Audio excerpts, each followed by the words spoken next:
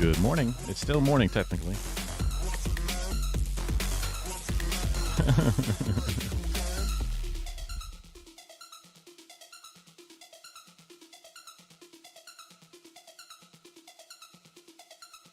So as the title asks, is productivity better than being punctual, timely, or whatever? Usually they go hand in hand, or depends upon how how far away and how off you are with the timeliness. But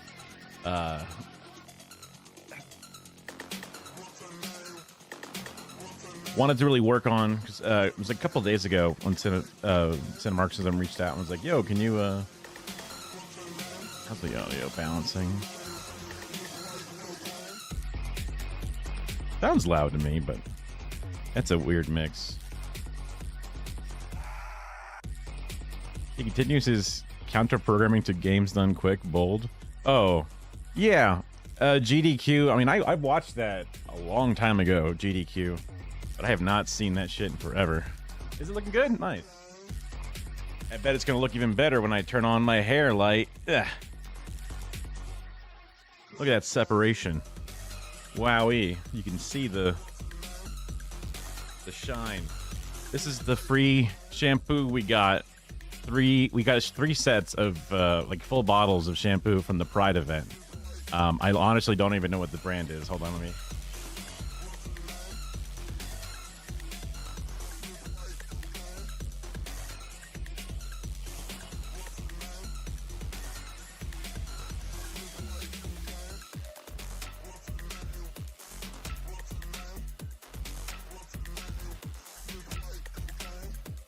It's called Lanza. I've never seen an apostrophe before an L. It's a very unique brand name. I did not. I used a conditioner once, and then my hair was just too conditioned. It was just, oh god, I couldn't handle how conditioned it was. I probably should have grabbed the ones from the shower. I should have found the ones in our closet. It's a little wet. It's on this week. You assumed just wanted to protest Doctors Without Borders? Whoa, well, okay, hold on. I'm not Israel, okay? I'm not here to try and, like, kill Doctors Without Borders. I'm not like Barack Obama bombing the Koons Hospital. Yeah. You didn't know it was going to go that way, did you? Check and mate. Not everybody likes speedrun content, but by all means, donate to those that actually really good pods. We got Taco Bell last night because it's been a while since we had done something, and we've been eating our mostly protein / dietary focused foods, and I guess it's been working. The one on the 4th? What's on the 4th? Like 4th of July? Oh, you mean the Taco Bell? No. But also, specific streets are not a good idea to just throw out. You know what I mean? Technically, but it isn't that one, honestly. But yeah. But if it was, I would be like, whoa. Not that anybody's honestly. I'm a nobody for now.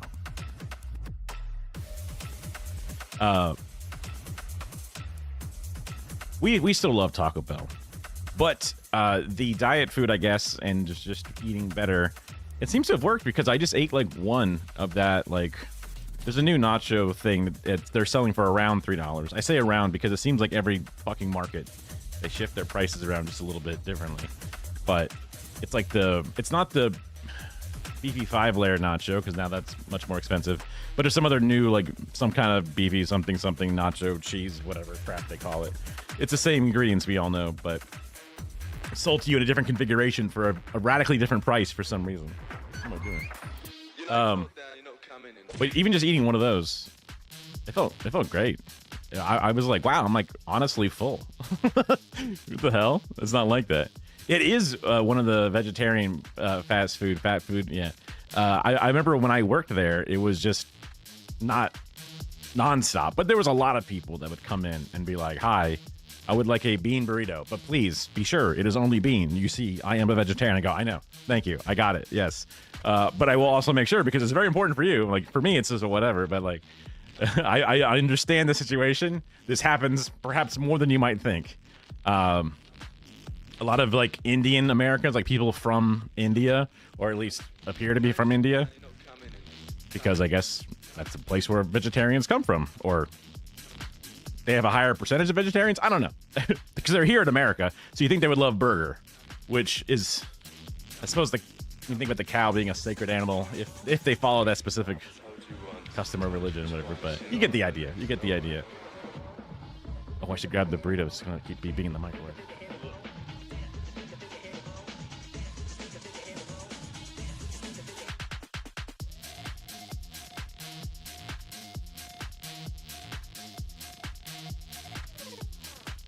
Now, this will only really apply to people who are in, like, a dual living scenario with a spouse or partner, but...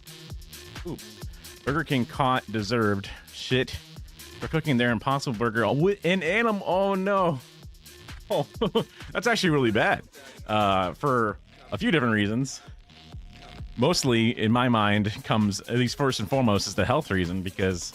if your body is not accustomed to the different proteins and enzymes that you need to have, you can cause some real trouble for people. I've heard. I've never experienced it, but that's what I've heard. But maybe that's why they tasted so damn good. No, I was kidding. We've also eaten a lot of, and still kind of have, like on 4th of July, we had hot dogs, or that were like veggie dogs, and we had Boca burgers, whatever. They were great, but they just been what's been sitting in our freezer. But because, you know, they sit in the freezer for a while, and you can freeze meat, but you can freeze Boca shit way longer.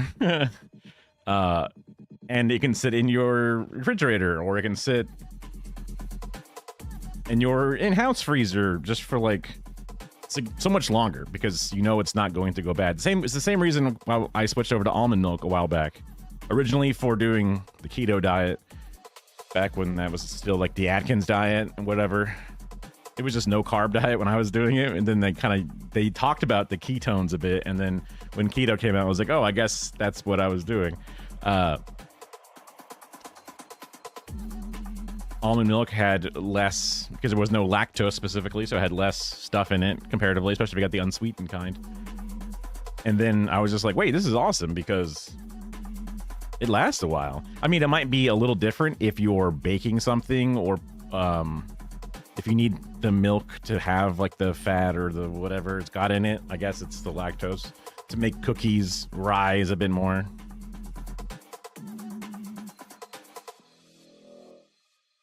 Huh. Yeah, I mean, this is one of those things where I heard about it, or someone told me about it, when I was what feels like a child. When I was somewhere between 8 and 16. And I've just taken that one anecdote, locked it in, more than like any type of like quadratic equation or whatever. That one specific anecdote is locked in, and I'll never forget it, and I'll just repeat it as if it's hard fact from here until the end of time. It's like, it's similar, although this I've heard more often. If you're in the desert and you're stranded for a long time, very dehydrated, maybe you're just very dehydrated, but the desert is like the scenario that comes up a lot, especially to children. If you drink water, like, oh, water, guk, guk, guk, guk, you'll like die or get very sick, or it will just hurt a lot. Some combination of all of those three things, because your body can't take in water that rapidly after being so omega dehydrated that you should like splash water on your lips or just hold it in your mouth and not swallow, which if you are dying of thirst scenario, I can't imagine you would not gulp that sucker down. But that's a thing I've heard as well. And again, lock that in and be like, wait, I don't know the amount of time, but the amount of time is important. Your cousin's been a vegetarian her whole life and she swears she's sick when she gets unwanted meat, though. Yeah. I mean, also, biomes and guts are different from person to person. Even with similar diets or whatever. The phrase, it'll turn your stomach inside out. No idea what that means. Yeah. Yeah, it makes you think twice. That's for sure. Because you're like, I don't know.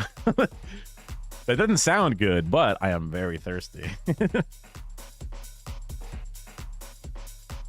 There was that one Treehouse of Horror episode where they all got turned inside out by the gas. And that's all I can think about. Didn't seem good. Didn't seem good. But, so the thing I was talking about before, another way to be productive, again, this usually only applies to people who are taking advantage of a dual living situation, is just do chores and shit. Do things that, like, if you were normally the person that mows the lawn and you didn't do the laundry, do the laundry. Get some shit done. Especially now that I'm unemployed. I got no excuse not to do this shit. And it's like, okay, this is nice. I can do this. This is not bad.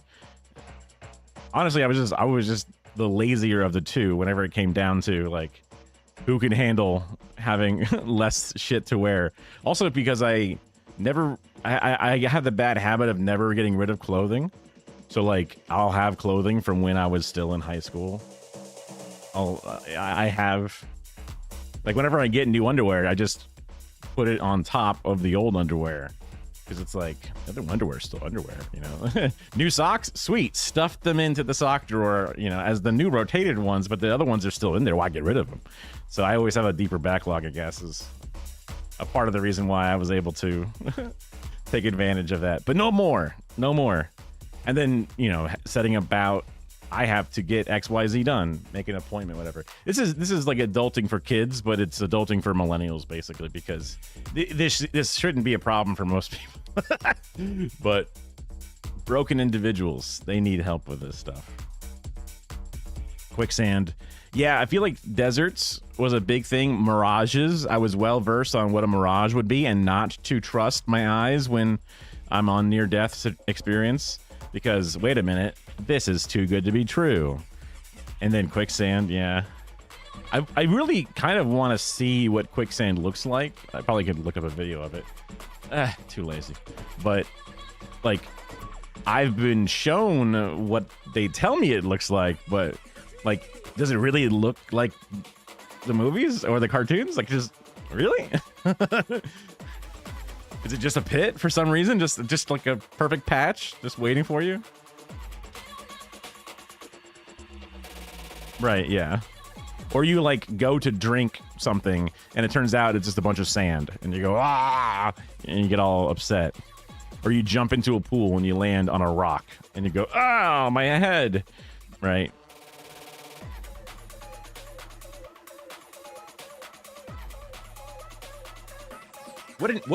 That is an interesting observation.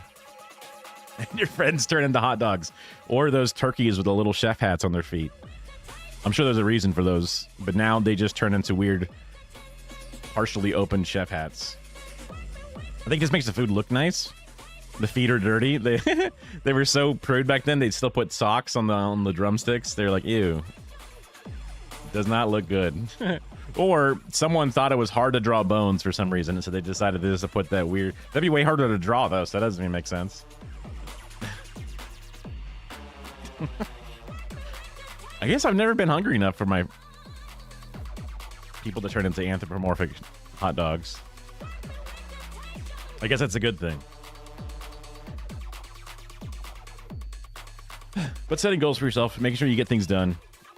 It's important in at least this self-motivation life I've built for myself. But with that said, let's start something new. This is a video. It's a creator I don't recognize, but it looks interesting. So let's see. At least the title looks interesting. So let me go over to the scene. Pop. Let me grab the title. Oh, I still have the high-speed rail thing up there. Oops. We're not doing China propaganda yet. Okay. That comes later. or probably not. I don't have anything lined up for that. So let me grab the URL and then set up the link. So now is pinned in chat, linked as in chat, as well as in the Discord server under the React sources channel. Okay. Why everything feels like a scam now. Yesterday we had a bit of a discussion about how I still feel like I could just never scam somebody. Like if somebody called up, like if I, like people call me and I'm like, oh, this is a scam. How the fuck do you do this? Like, that's crazy. My grandparents almost got scammed thinking that I was trapped in Mexico and needed them to pay them money so I could not be in jail or something. And it's like, what the fuck? That's crazy. Yeah, Kara had that situation, but hers was even funnier because they were saying that they were not with her husband, but instead her secret gay lover or whatever, which I thought was really funny. And they were like, well, I guess Kara's kind of gay. I don't know. I just thought that was fucking hilarious. It scared Kara half to death because usually her grandfather doesn't initiate a phone call. Usually it's her grandmother. So she's like, oh my God, I missed a call from my grandfather. My grandmother's dead. It's all over. Oh no. And I was like, you don't know that. Just call him back. And she's like, oh no, oh no. And she's like, just call him back. What do you mean? And then like she calls him back. And for some reason he's like, oh, Kara, can you sit down? I want to ask you a question. And I'm just like, this is crazy. And then he's like, are you in Mexico or whatever? And she's like, no. Driving a car with a pregnant woman and you're trying to pay a lawyer on the spot. Lawyers love getting paid on the spot, for sure. They go, well, wait a minute, you're pregnant? Hold on, now I need that up front. Hold on, I don't trust you. So I couldn't, yeah. But I'm just like, I could not scam people. And then like NFT grifts, rug pulls. I mean, I guess there's a layer where people convince themselves that they're not scamming people. But there's definitely people who are just dead ass scamming people. Also, yes, you don't drive. Good point. I didn't even think about that. I mean, maybe it was the pregnant woman driving, right? Maybe she was just like not so pregnant that she couldn't drive. I don't know. Yeah, it was weird. It was, but then now that we need money, technically, right? Because I'm unemployed. Scamming, you know, Fire Festival 2 or 3, I guess, because I think they made a second one. So maybe I can open up another one and make a cool $1 million and something. So let's see. This is a channel I haven't seen before. I'm not sure if this was on Kara's or I just found it and said, looks interesting. And decided to move along. 4 days ago, 100,000 views. Pretty good. I'm not the only one who's noticed that almost everything kind of feels like a scam lately. Like, everywhere you go, people are just trying to take your money by any means necessary. There's a saying that capitalism breeds innovation, and I do believe there was a time when that was true. First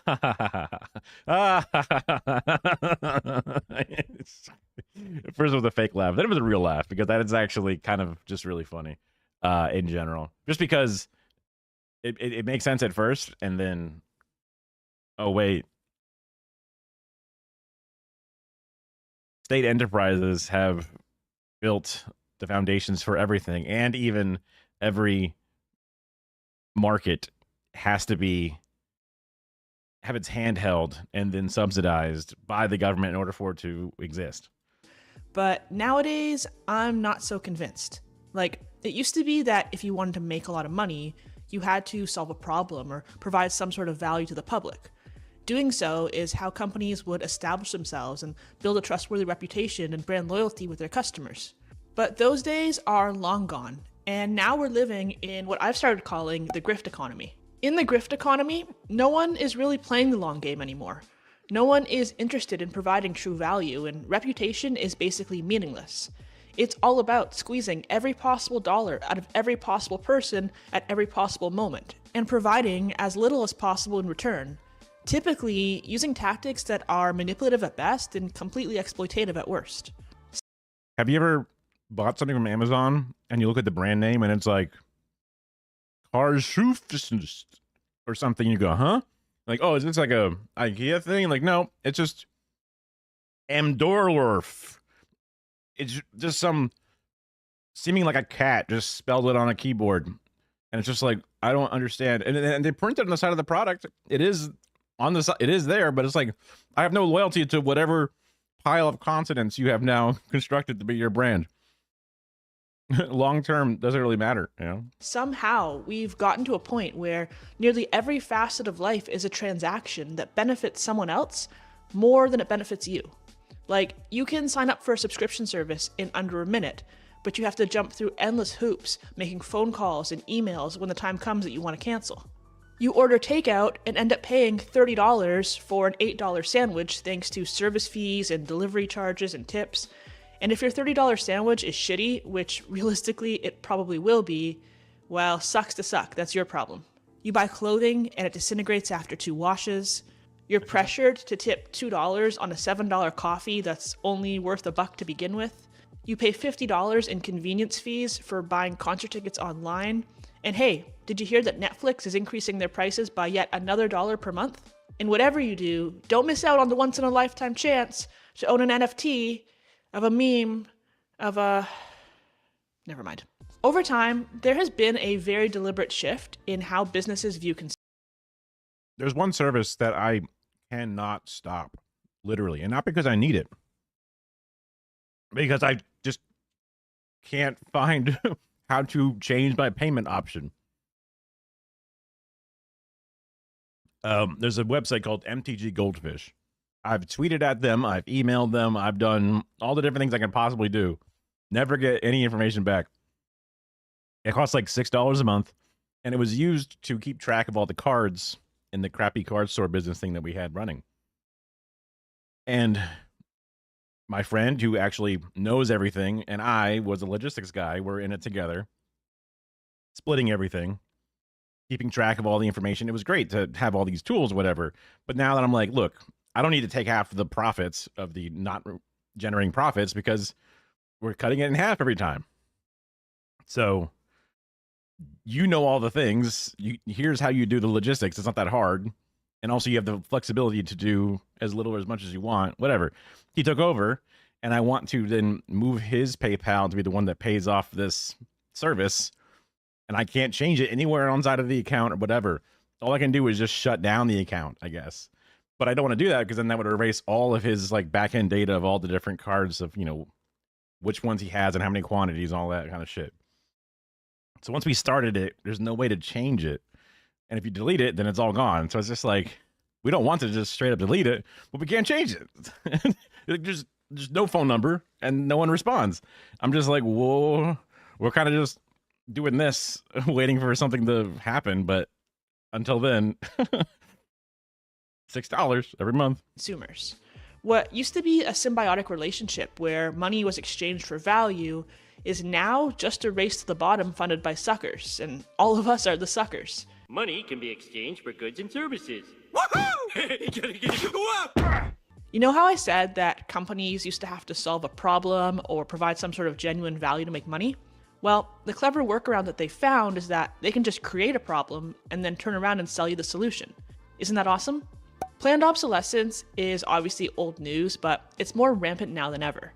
Companies have figured out that if they make things shittier, make them break faster, and make them nearly impossible or at least cost prohibitive to repair, people will have no choice but to just keep buying them again and again. Do it enough times and it becomes normalized, and now we buy $1,500 smartphones that we expect to replace every 2 to 3 years. But do you know what's even better than a shitty overpriced product that's made to break? An ad? My phone is a 2021 phone. Kara's a 2020 phone. So for a while there, I like getting a new phone every 3 years. Now it's like, well, it might be every 5 or 6 or 7 years. A shitty overpriced product that's made to break and that requires a monthly subscription in order for you just to use it. That way, you can pay over and over again to replace the thing when it dies and pay every month until then just to use it. Sounds reasonable. I mean, why screw someone once when you can just screw them again and again and again? It sounds like something Bill Cosby would say. To be clear, I'm not Well, totally against subscription services. Like, I think it makes perfect sense to pay on an ongoing basis when you're getting an ongoing service, but that's just not the case for your printer or your heated car seats or your frickin' doorbell. Do you remember when social media Side note. What do y'all think about these little subscribe animations that come up and do little click sounds and ring sounds when they click it? One of those things that I would never judge somebody else for putting on their shit. I assume there's some kind of metric, at least at one point, that was measured to say, look, it's effective. It works. People do it when you prompt them. And even these passive, not asking for it, but just showing a little thing might get some percent of people to do it. I would feel weird putting it on a video. I don't know. I'd be dumb not to, I guess, but I would just feel weird. ongoing basis when you're getting car seats or your frickin' that's just not the case for your printer or your heated car seats or your frickin' doorbell. Do you remember when social media first became a thing? MySpace, Facebook, Instagram, they were platforms that were meant to connect you with your friends and family. You could use them to meet new people who were into the same things that you were into. They used to provide value, but now social media is almost exclusively advertisements.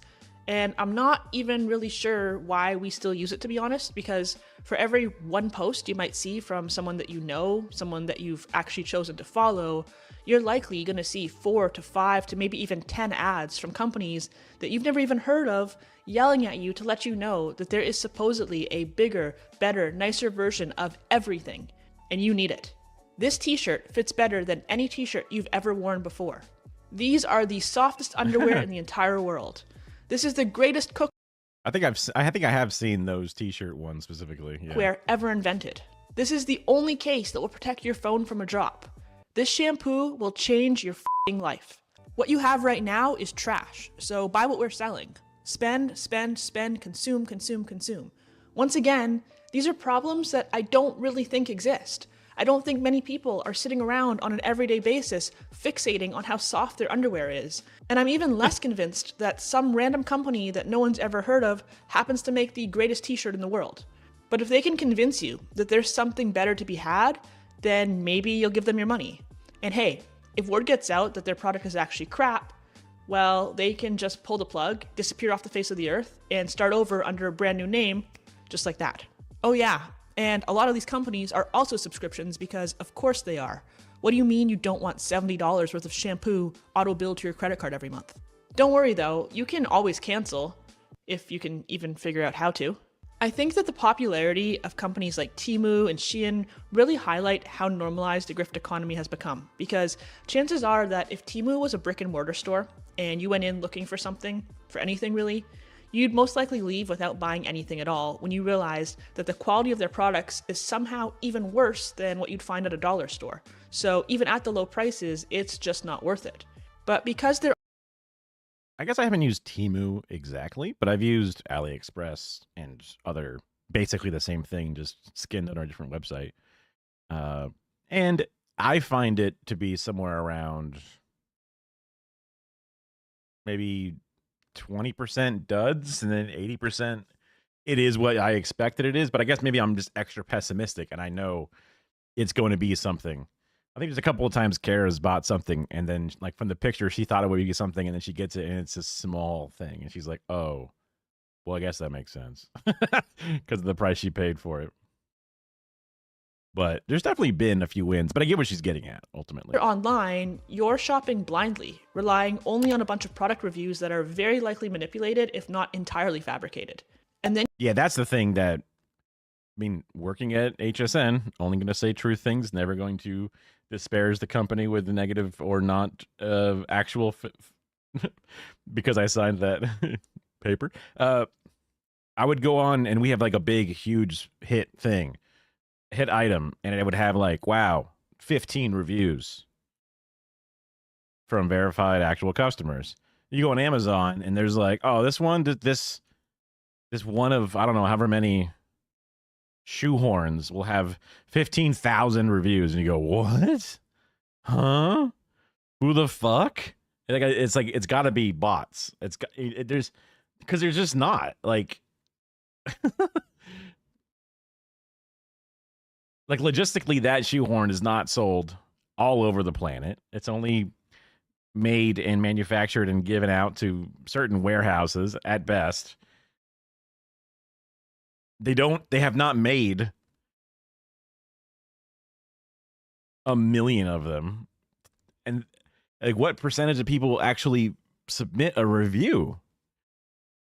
And they're all different. You scroll through, they don't all seem like, and these are the ones that actually get written out. But I guess there's also reviews that are just stars with no comment because I don't know. Like I don't think I've ever reviewed a product. I might have once or twice in my entire life. And I've bought a lot of shit. I mean, even just like the star rating, like on like, uh-oh, you know what? 4 stars. Not perfect. Nobody is perfect. What is that? Like, Nobody's nerfect or whatever. Right, yeah. So, also, I do love, because sometimes there is a real review on there. And they're like, box arrived dented. Like, just like the shipping box. Or like the guy who delivered it was rude to me. 3 stars. And it's like, it has nothing to do with the product whatsoever. That is not helpful. Amazon is just a delivery person, right? That's not the and it's okay. That one can't be a bot because it's bad and also it's dumb. I mean, I guess it's not a reason it couldn't be a bot, but it's just too dumb. It's very specifically human dumb. Then you get your $20 worth of lead painted baby toys or whatever in the mail and realize that, surprise, they're trash. But what are you going to do about it? Are you going to spend money to mail it back to China for a refund? Probably not. So they've just sold you $20 worth of asbestos and fire hazards, and there's nothing you can do. That's not enough. the China hate is intense. Asbestos and lead. You're probably going to end up with more lead in American products, but I'll let it go for the sake of course, there are poor quality things that you can get that aren't unsafe. We demand more asbestos! More asbestos! More asbestos! Congratulations, you've been grifted. Fast. And also, just thinking back on that bit specifically, that is a really great way to look at politics specifically, just because somebody who says the right thing in a boring way, meh, but then a complete asshole can say it in a way that just seems to generate more like favor. Even though it's literally advocating for the worst possible thing, they'll just jump on it. Fashion operates under the exact same model where they know that they can sell you something that is literal garbage, but if the price is low enough, you won't care enough to complain. Do this to a few 100 million people, and before you know it, you've gotten rich, selling actual trash.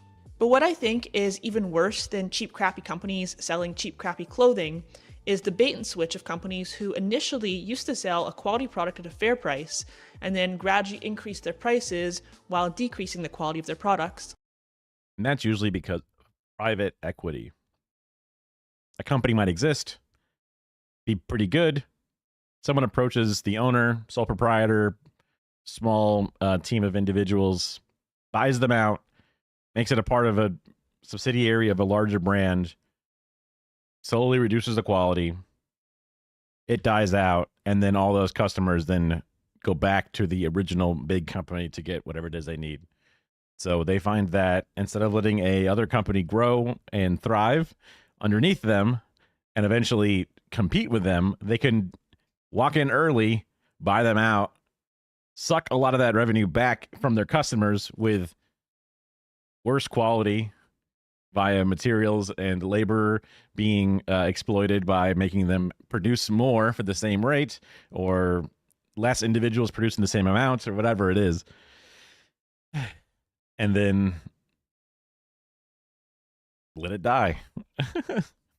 All in hopes that no one would notice.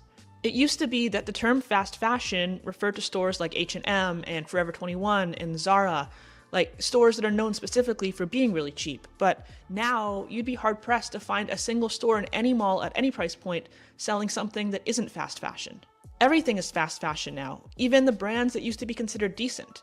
Levi's is fast I was going to ask what brands do you think are decent? Like fashion, Uniqlo is fast fashion, The Gap is fast fashion, all the department stores sell almost exclusively fast fashion. Guess sells jeans for over $200, and guess what? They're still fast fashion. I think I'm gonna make an entire video about fast fashion soon, so let me know below if that's something you'd be interested in. Now, we couldn't talk about the grift economy without talking about one of the most nefarious types of grifters around, data brokers. Data brokers make a fortune buying and selling your personal information. Things like your full name, address, and phone number. Delete me. Just like that. Backshirts scarcity. And use the code Nicole to get 20%. Code Nicole if you wanted to delete me. We watched a video about delete me and how it works. And it does work. It's just, do you feel like doing it yourself? And most people are like, no.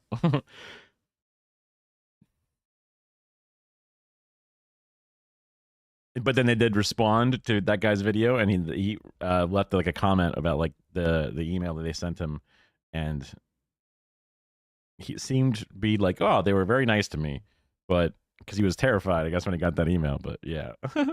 % off your US consumer plan. Another way that companies like to grift us is with manufactured scarcity. By convincing you that demand is high and availability is low. Diamonds is an easy one. The classic. Trying to think of other things that it could be that she could bring up. I mean, literally like different types of like eggs and milk. Those are famous for like, uh-oh, we have too many eggs in circulation. Better crack this whole batch and throw them down the drain, or dump out these vats of milk, because if we give them too much milk and they have it, then they'll reduce the cost of it, and that'll be bad for our margin. So it's better to just take this 100% complete product we have and then just destroy it. Not even donate it, but actually just destroy it and dump it. Then just sell it to the people that want to buy it, and or give it away. Because giving it away, whoa, that's also going to make our prices go, not be good, because people need to buy the milk to then donate to those places. That's how it's supposed to work, I guess. I don't know. Not only are you more likely to buy on impulse, but you'll probably be willing to spend more when you do, even if what you're buying is a turd that no one will care about in 6 months. Oh, maybe it's like more like the collector thing. We're like, look, this is a collectible bottle of Mountain Dew Zero. Wowee. This limited time plastic label will have, fucking Pitbull on it. Gee whiz. Collectible. Never actually, it's technically only going to be around for such a period of time, but it doesn't matter. We saw this with Stanley Cups, we saw this with Funko Pops, and as I actually just learned a few days ago, there's a new piece of crap on the market called a Labubu. I'm not even really sure what the hell a Labubu is, but it's a good thing Kara rented the restroom, because if she heard this Labubu slander, she would be pissed. Kara wants a Labubu. At least one or two that she thinks are actually good, and I'm just like, oh no, I thought you left. But I promise you that you don't need one. Actually, I heard that word for the first time a few days ago, and I swear to God, I thought that it was a euphemism for a labia, and I was like, oh, is that what we're calling it nowadays? Because I've still been calling mine a hoo-ha, but... Wait, is a hoo-ha supposed to be just the labia specifically? I thought a hoo-ha was just like the whole package, you know what I mean? Like, I thought it was just like the lady part as a whole, but to each may vary. I guess if you want to have your Labubu bedazzled, be my guest. Apparently, it's just a stupid toy. But yeah, FOMO leads to impulse spending. We all know that. I guess I've only ever seen the ones that they kind of show off or whatever, but that definitely looks like where the wild things are kind of thing entirely. Oh my God. Wow. But you can't spend what you don't have, right? As if. Buy now, pay later, bitches. Just another way to grift you. It's like being flexible with your payments. To have an easy way to pay it into chunks. I mean, you into spending money you don't have on shit you don't need. Oh my God, there are going to be people out there going into debt, buying Labubus with Klarna. They probably already are. And of course, we couldn't talk about fake scarcity and speculative value without acknowledging the wildest pump and dump of our lifetime, cryptocurrency and NFTs. What Stanley Cups were to bottle blonde Mormon housewives, NFTs were to basement There's not wrong with the Mormon part. Not at all. dwelling alt-right neckbeards. Something completely valueless for them to wet their pants over, all in hopes that owning one would make them look special. And yeah, it did. Do all those dweebs know that you can right-click and save any JPEG for free? That is a funny way to piss them off, is to say right click save as, right? But also nobody wants your fucking ape, dude. It looks like ass. What would a 24 karat gold hoo-ha? I guess that was like from Goldfinger, the James Bond one, because they had the ladies in gold. He would cover them in gold to kill them or something. That was like his thing. It's been a long time since I've seen that fucking, I don't know, 70s, 60s ass movie. But okay, let's say you're someone like me, a reasonably conscious consumer who doesn't use DoorDash and doesn't pay for unwanted subscriptions and doesn't. We were able to save obviously a big chunk of money by going to get the stuff ourselves. We could have saved more money with the Taco Bell. Also because a lot of times those DoorDash apps, Uber Eats apps, will have a completely modified menu on top of the fees and delivery fee and tip. And obviously you should tip, okay? You're paying a servant to come deliver your slop. You should definitely tip. That person is getting paid nothing. They are a gig economy worker, which is one of the worst layers of work.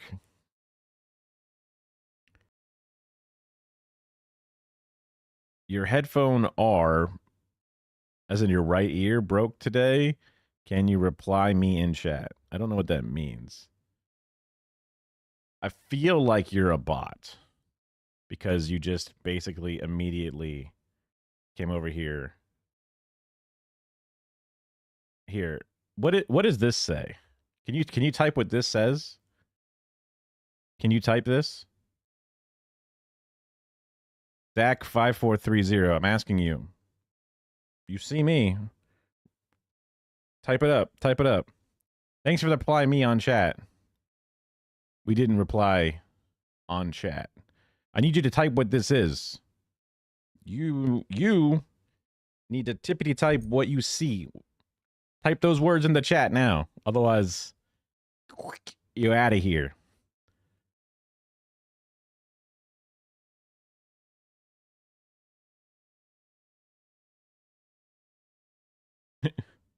Find the traffic light or the motorcycle.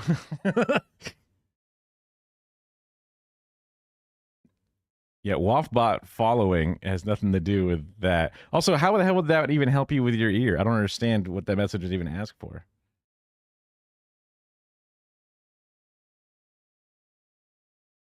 Okay. Buy random crap from Instagram. Maybe you've never owned a Stanley Cup, never bought an NFT, and never got your Labubu bedazzled. You're immune to the grift economy, right? Nope. The grift goes so much further than just fads. It's ingrained in almost everything we do. Like, let's talk about tipping culture. Tips used to be a gratuity, a few extra bucks that you'd leave for your server at a sit-down restaurant if they went over and above to make your experience amazing. History of tipping culture is an interesting one. I don't know 100% about the full back end of it, but obviously it's used to deny labor to individuals.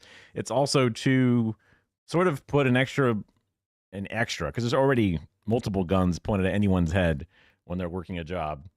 Because your healthcare, you like to keep that healthcare, gun to your head. Oh crap. You want to pay your rent, gun to your head. Like, homelessness is bad. We don't take care of them. Your healthcare does not exist unless you have a subsidy. Like, you have to pay through your work as well. Like, there's a cost involved. It's not like it's given to you. And then the customers have this expectation that people need to be like, chip chop, get it there. Come on, get going. Like, waiting on people hand and foot, smiling. Oh, it's my pleasure. Oh, this is my pleasure. I'm always like, ugh. The few times I've gone to a Chick-fil-A, it's always just like really off-putting when they say that shit because it's like, it sounds like you're in a cult, but damn, that's a good chicken sandwich. Holy shit, dude. Like, wait. Wow, that's pretty good. So, tipping culture obviously has gone beyond the traditional thing. It's gone to the iPad they spin around. But you know those employees aren't getting paid well. It's kind of, I guess it's kind of like the difference between collective action versus like mutual aid and then like systemic change. Systemic change is what's needed to fix the problem as a whole, but holy shit, it's slow going. And what are you going to do? Let them die in the meantime? Like, then you'll have no allies on your side. So I begrudgingly tip most of the time whenever there's a fucking iPad spun at me.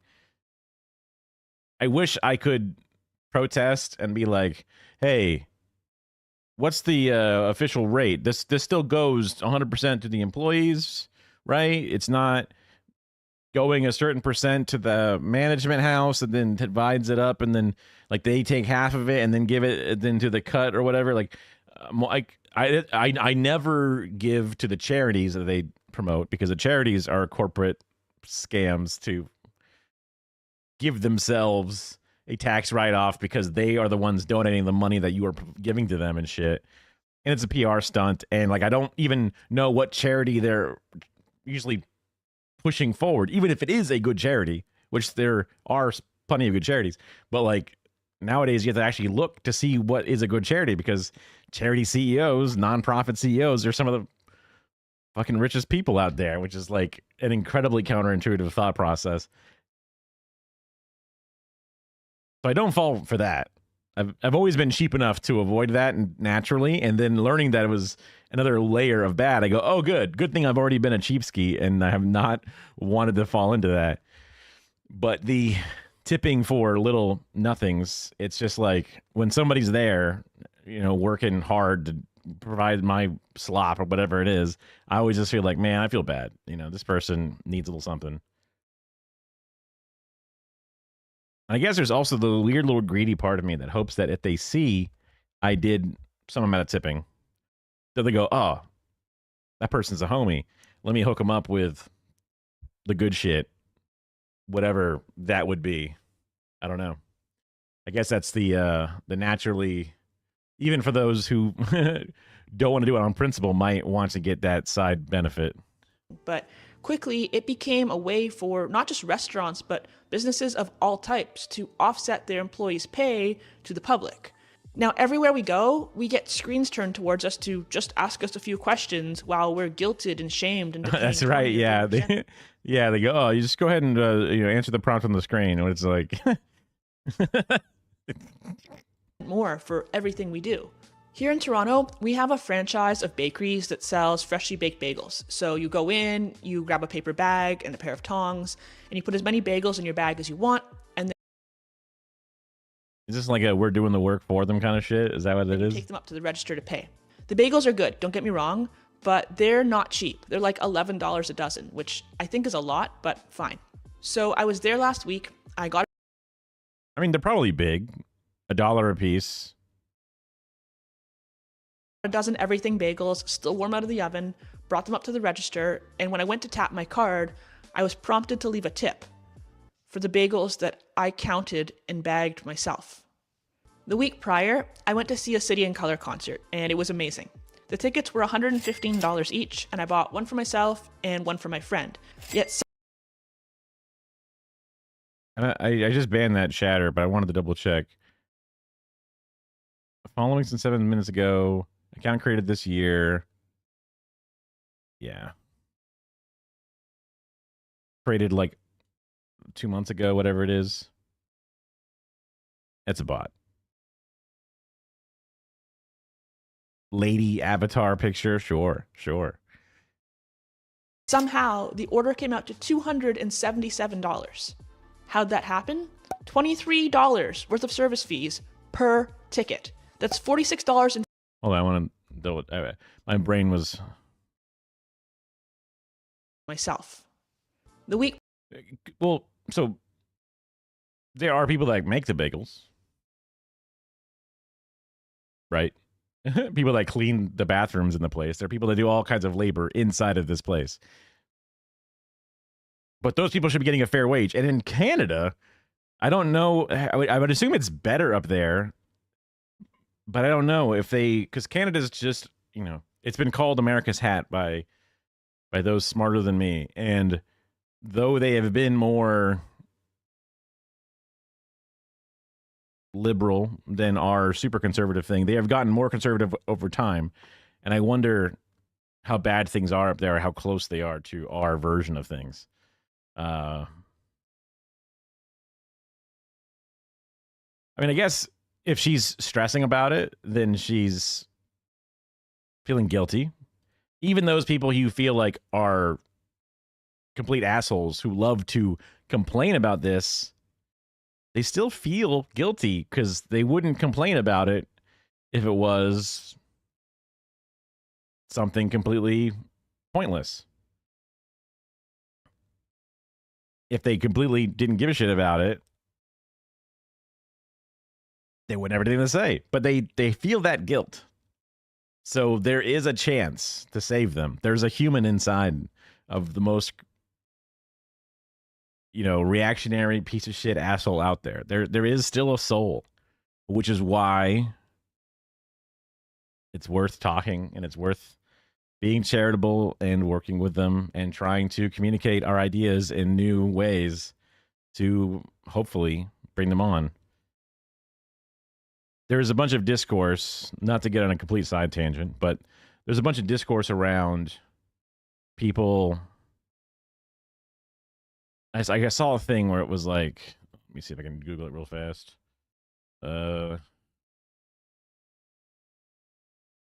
TikTok lady who at Dems now. I doubt I'll find it, but oh wow, there's a short videos tab now. I'm not seeing the thing I was seeing, or at the very least, is people jumping on top of it. But basically, it was an edit cut of people being like, "Hey, you liberals, haha, fuck you, we hate you, we'll never be there to help you," and then what is supposed to be the same person is then crying because she's in Texas and the floods are really bad. And they're like, Taha, take that, you shithead. You deserve it. And that's not a way to, not that it's supposed to be like the really complete, like boring, when you go low, we go high kind of version of things. But like, we love to laugh when Henry Kissinger dies because fuck that guy. He was a piece of shit. That's still different than pointing and laughing at the poor people who have been misguided. Reveling in the death of their population and say, well, they voted for it. Those kids didn't vote for it, right? It's the same fucking argument that we've said for other things. You cannot give in to that, and you'll never get them on your side when they see you pointing and laughing at their undeserved misery, because even if they are assholes and bad people, they still deserve universal health care. They still deserve social safety nets to keep them safe. And then when they have those things, they'll be less of a bad person. Not entirely fixed outright. You're never going to get rid of shit and assholes, but you got to make sure you maintain your humanity while you're trying to fight for everyone's humanity. Which is a real fucking lame, boring thing to say. And it's fun to be edgy and whatever, but I guess I'm too old for that. I don't know. Save your smoke for the ones in power who do it knowingly. Save your power for the systems in place that fuck people over. The individuals, even those riding for these things, they are not the problem. There are Ben Shapiro types out there who specifically benefit from maintaining and keeping the systems in place So they're going to be people that you can be less charitable to. So when Steven Crowder has a bad life because he's a bad person, you can laugh at him because fuck Steven Crowder.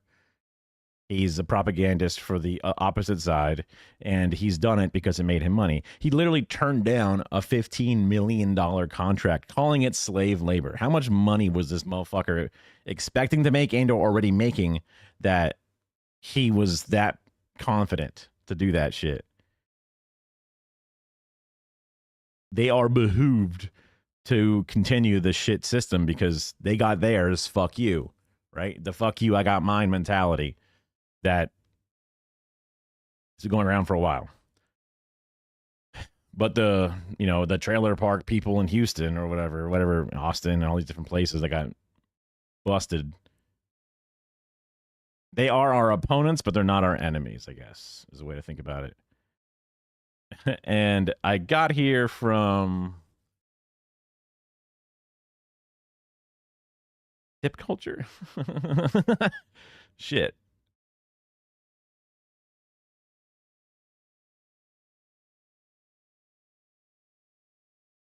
I support tipping people, but I guess I would never shit on somebody who didn't want to tip.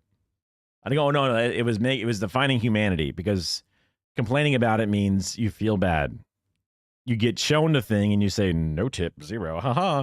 You wouldn't give a shit. It's just like every other I agree transaction that you would just not even think about anymore. But because it pisses people off, that means that they have a soul in there. Even the most right-wing person that seems to complain about this shit. Prior, I went to see a City and Color concert, and it was amazing. The tickets were $115 each, and I bought one for myself and one for my friend. Yet somehow, the order came out to $200. That's sick, man. That's tight to like hook up your friend with a concert ticket. Also, was that Kid Rock? Hold on, what? I went to see a City and Color concert. I guess with the big beam of light and just seeing the stupid hat, I was like, is that Kid Rock? But I guess it wasn't. And it was amazing. Because who the hell would go to see Kid Rock? Also, oh no, okay, yeah. That's very different. There's hair, but it's a beard. It's not gross other hair. The tickets were $115 each, and I bought one for myself and one for my friend. Yet somehow, the order came out to $277. How'd that happen? $23 worth of service fees per ticket. That's 40. I have not bought a Ticketmaster ticket in a while, but I feel like that's chump change. I don't know. Canada has better regulation. I mean, there was a rule that came out that said like they're gonna fight that, and everyone liked that. Everyone knows this shit is fucking a scam. $6 in fees for I don't even know what, because I picked the tickets. The service. They have a whole system where they have a spreadsheet with numbers, and you order it, and that goes to your order number. That whole service, $22 per thing. Okay, whoa. I bought them online. I didn't interact with a single human.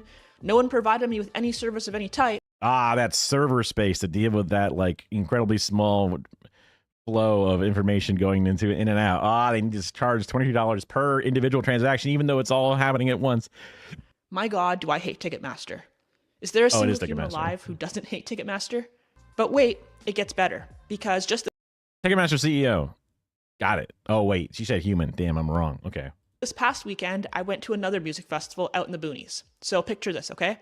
I make the drive out to nowhere, Ontario, service fee laden tickets in hand. These tickets were like... I did not expect her to drop butt fuck nowhere. I did not expect that. That threw me for a loop based off everything else that happened so far in this video. $200, by the way. And when I finally arrive, I'm told that parking is $40. There wasn't even a parking lot. It was just $40 to park your car in a big muddy field. But fine, there's really no other choice, right? So I reach for my wallet, and I'm told, no, you can't pay here. You have to buy a parking pass online through the festival's website. Seriously? That sucks. That fucking sucks. Like what? You want me to just stay here in line and pull up an app right now? What? So, okay, I pull over, I open the website on my phone, and guess what? Not only do I have to give them my contact information and agree to receive their stupid marketing emails that I definitely don't want, but the parking pass has another $13 in service and handling fees. I mean, It's a fucking crime. What the fuck? Lol. Lol indeed. Dude, their zip codes have fucking letters in them? That's wild. I assume, I don't know, I don't know what that is. despite there not being any service or handling involved. I don't want your spam emails. I don't want to pay a premium for the privilege of being forced to use your website whether or not I even want to. I just want to leave my goddamn car in this goddamn field and go see my goddamn bands, goddamn it. $53 for parking. Honestly, this video Oh god, dude. I mean, like, suddenly, like, my faith in humanity dropped just because of that specific type of bullshit. And of course, they do it to... That's like one of the oldest scams out there, where they go, look, it only costs $40. And you go, well, that's still kind of a lot, but okay. Plus processing. And it's like, well, now it's not 40, you ass. What the fuck? You can't just do that to me. Oh, man. Regulation is the answer to this, at least in the short term. Punishments that actually matter. Because right now, this company, the attendance is massive. Every single person. Let's just say they carpool. Every person carpools. So there's a total of 4 people per car. But they're all getting a transaction fee of every one of them, not only on the tickets they buy, but then also the parking thing. I mean, I guess, like, this is the venue wanting to do the Ticketmaster bullshit, but because Ticketmaster can do it on the ticket price and you can't do it, they go, well, fine, we'll get them on the parking. And then everyone's trying to get on the game to devour the population that is supposed to be wanting their service. And when you eat them down to their fucking bones, there's nothing left. It's like one of those situations where you can mistreat your population as a king only so far until they fucking behead you. You know what I mean? Like, you went too far. You got too fucking, you're too high in your own supply, and you've done it now. You've done it now. Go to a website. You have to make an account. You can't even just fucking say, here's my, license plate, and then here's the fucking parking pass. Approve it. Then you got to put a goddamn fee on it. Oh my God. But they know you're already in because you bought the fucking tickets. You drove out to buttfuck nowhere, right? You're done. You're going to be real mad about it, but then you're going to go get high, get drunk, get a sunburn, and then forget all about it because you got to go back to work the next day. And then some other bullshit's going to happen at work to piss you off, and you'll forget about the whole thing. Unless you're going to make a video about it. video could easily be an hour long, and I still probably couldn't cover every way that we're being constantly ripped off every day, but let's try a quick rapid fire round, shall we? There's greenwashing, when companies try to make their product look all fancy and eco-friendly, so you're willing to pay more for them, thinking you're doing a good thing, but no, it's all bullshit. There's shrinkflation, when the quantity or the size of a product gets smaller while the price stays the same or even increases. So like there's less chips in the bag, or the olive oil is now 3/4 of a liter instead of a full liter. I picked up a medium pizza last week and ate the whole thing myself in one go. A medium... What? Sure, yeah, okay. Normal, okay, yeah. What, normal? pizza used to feed 2 to 3 people. There's the... They're Canadian, it's different. But they're fat too. They have poutine and all of their stuff. 2 to 3? Well, so like I eat my one burrito. I'm like, oh boy, satisfying. So maybe that's how it's supposed to be. I'm a broken person. I'm working on it, okay? The gig economy, where massive venture capital-backed companies... Dude. Employees are no longer employees, but they are independent contractors, is one of the biggest ways to destroy the entire system, but rake in the profits along the way. Outsource a large portion of the labor costs onto your labor force, and tell them that they have the flexibility and freedom. They're their own boss, as they don't set prices, don't set bonuses, they don't set incentives. They just wait until you give them the crumbs. They have to beg for their money for, like, when someone pukes in their car, and they have to, like, try and jump through hoops and get a cleaning fee attached or whatever.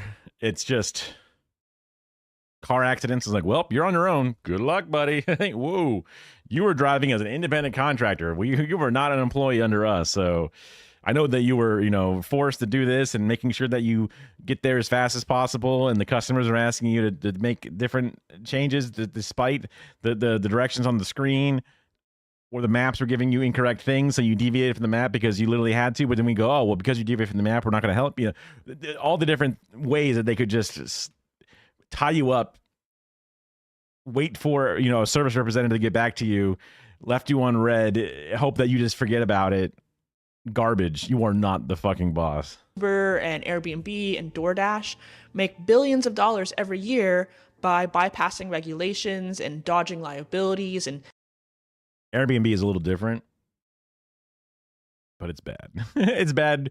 I feel like Airbnb is probably bad for, well, it's bad for the customers first, because you have these weird wannabe Donald Trump hotel moguls that have some kind of place that they're trying to just whip up and turn into a mini hotel. And then you have to, apparently, like, you have to clean the place, and you have to, only do certain things in certain hours, or not park in certain places. You have to abide by all these kind of wild rules. And then, like, a hotel, it costs the same, I guess, apparently.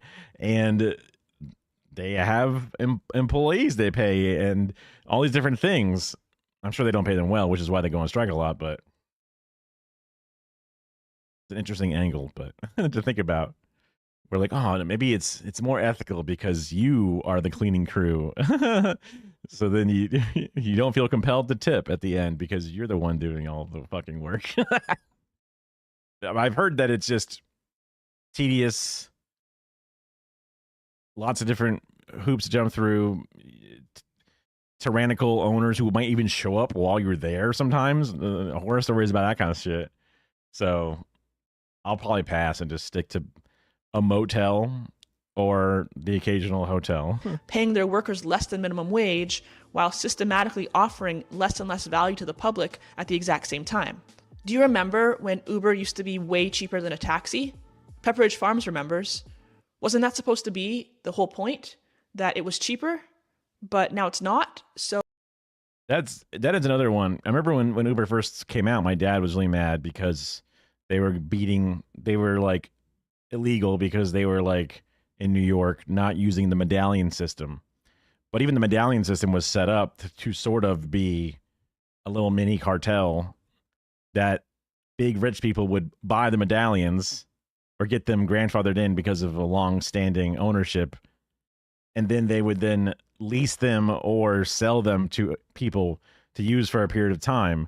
So if the medallion cost them $400 to get, they would then sell it to a person who wants to have their taxi cab, or a taxi cab, firm or company that wants to have taxis in this certain area, and they would sell it to them for $10,000 a year or something. And it's like, but it only costs you $400 to get the, official registration for this thing. But then because you are one of the only people who has one of these things that is very valuable, you then flip around and sell it, but you don't even fucking use it. The idea was supposed to be, we just don't want there to be too many taxis, as if there was not too many taxis in New York, right? What the fuck? And now there's just unlimited number of Uber drivers. Oh, it turns out it didn't matter, actually. Turns out it already didn't matter. It would sort of have this natural flow, because if there was too many taxis, then you were going to have too few rides per taxi, and then you would downsize a bit. So there are MLMs that lure stay-at-home moms into starting their own business for the low price of just $500, only to stick them with thousands of dollars worth of inventory that they'll never sell because, fun fact, but 99% of people who join an MLM lose money. Yes, for real, 99%. The list of everyday grifts is truly endless, but the real question is, how did we get here? I think a lot of this comes down to the fact that for most of us, at least here in the Western world, we already have everything we could ever need and more. But if we all acknowledged that we don't really need anything else and mostly just stop buying stuff, this giant pyramid scheme we call the economy would collapse and we'd all be in trouble.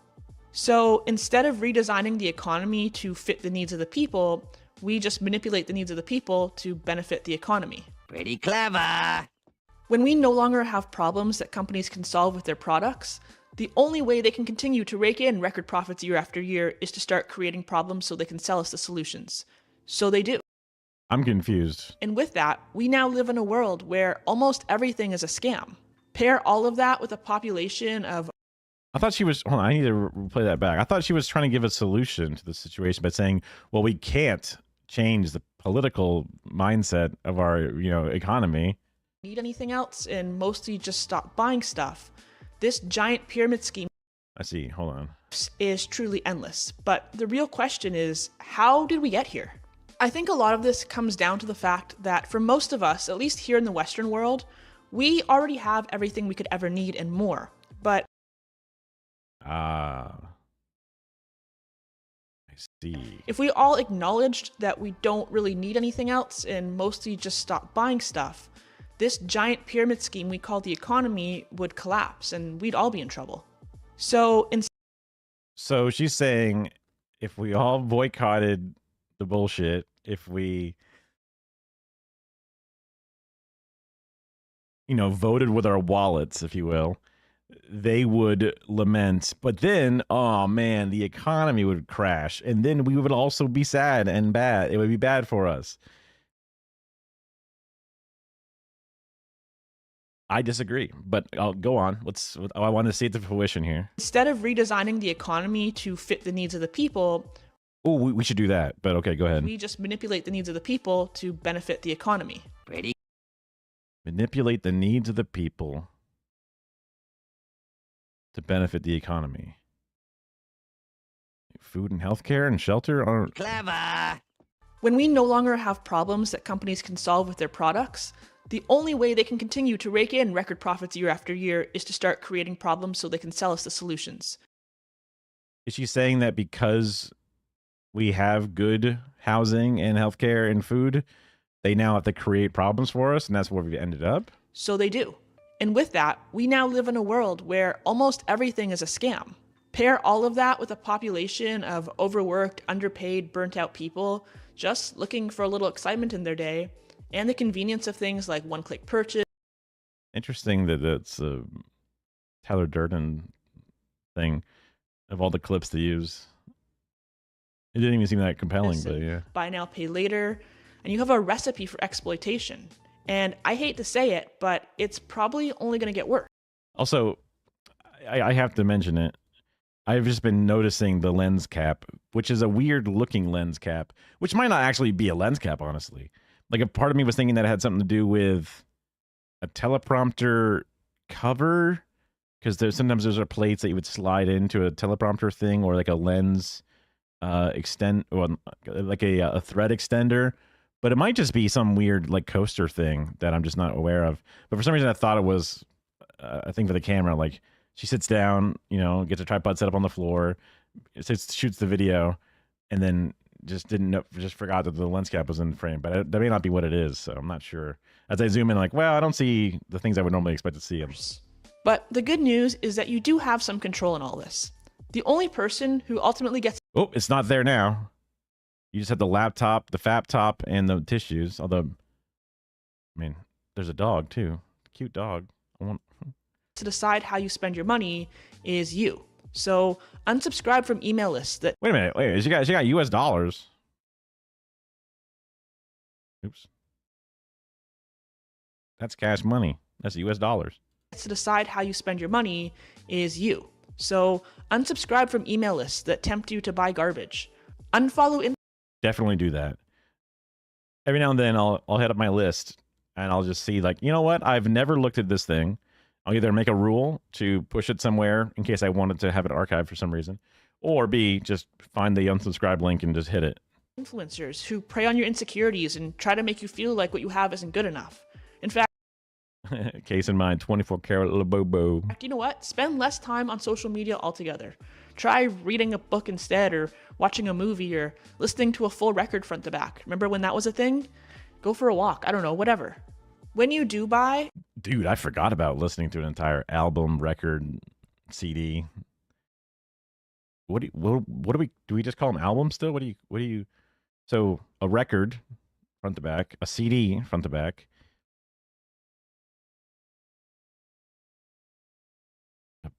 a playlist, I guess it's just an album still. buy less but better. One really high quality sweater might cost as much as 10 fast fashion sweaters, but it will last you forever, and I promise you that no one needs 10 polyester sweaters. And Sure. But earlier she said that everything, even the super expensive stores, are fast fashion. So I guess that maybe that's just a hyperbole, and there's going to be a couple that are. that you can live a tremendous life without ever placing an order on Temu. This one might be controversial, but stop tipping for things that aren't a sit-down service. Controversial indeed. At one point, when I finished my previous, rebuttal, if you will, to that statement, I was thinking like, man, I'm such a sucker that the next service that comes down the line, anything, right? It's one of those like, what's the next thing to then slide the iPad around and say, hey, there's workers here, right? Somebody's doing something, as always, right? So you always could just pay employees. I mean, there's always been the option for me to go, hey, you, come here. Just shove money in their like in their mouth, or just like push it down their shirt or whatever. There's always the option to do that. But that's weird. But when it's now flipped around as an iPad, that's a little bit more socially acceptable. Like I get my hair cut by a guy locally, and he charges prices. He rents a chair at this place. He charges, based off the type of cut, how much hair it is, whatever. And then at the end of the thing, there's a tip. And I tip him, even though he sets his own prices. So technically, he's paying himself what he thinks is right. But I'm like, here's more, I guess. So maybe that's stupid. I don't know. I'm sure he appreciates it. But this is kind of like, oh man, really thinking about it. This puts me on the other side of the argument of the lesser of two evils, right? Because I was in favor of people pushing back so hard against Kamala Harris that you would try to force them to change the system. Because they changed Biden. We were like, guys, he's gross and old, and he's too old. Fuck you. I know you want him. And even he's like, I'm not going nowhere, Jack. No one's saying that. He's going all, the Mac attack was large and in charge and trying to stay in the seat. But we were all like, fuck you, no. And then they relented. So then when Kamala's like, yo, I'm here, and I got Tim Walz, we're like, okay, nice. This is working out. We've never been so optimistic. And then she's like, actually, I love Israel and lethal military, and we're gonna punch every migrant in the face before we deport them ourselves and build the border wall. We're like, wow, that's the same shit that the other people did. And then they made Tim Walz, put a fucking dog muzzle on and stop him from wanting the good things that he's able to do in Minnesota, Wisconsin. I forget which place. I think it's Minnesota. They're all the same to me. Okay. And then we're like, oh, we are no longer enthusiastic. And actually, her continued lack of wanting to change her stance on the genocide meant that we did not want to support her because we wanted them to make a change, whether she changes that policy or they put somebody in who would, right? So the easy thing to do would be just to change your policy because we don't agree with you and we're showing you why. So now I'm on the side of, well, you got to do it because you got to do it. You got to keep those people employed and paid. And I'm going against the idea of, no, make a stand. If we all do it, they'll have to stop.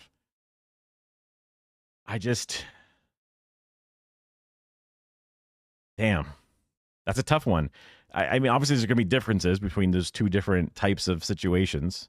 One, we had direct evidence that they were willing to make a change if the pressure was enough. But companies, I think, will just fucking shit on their employees endlessly. And if everybody stops tipping, they go, well, you're not working hard enough, right? That's just what they're going to say to them.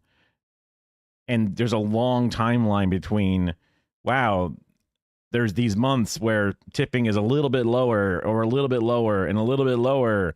Are we going to change our fucking financial payout policies? We're still in the third quarter of this year, so not yet, you know, like all these different things. And then they'll just do layoffs instead. They'll do, I figured they were going to, they're not,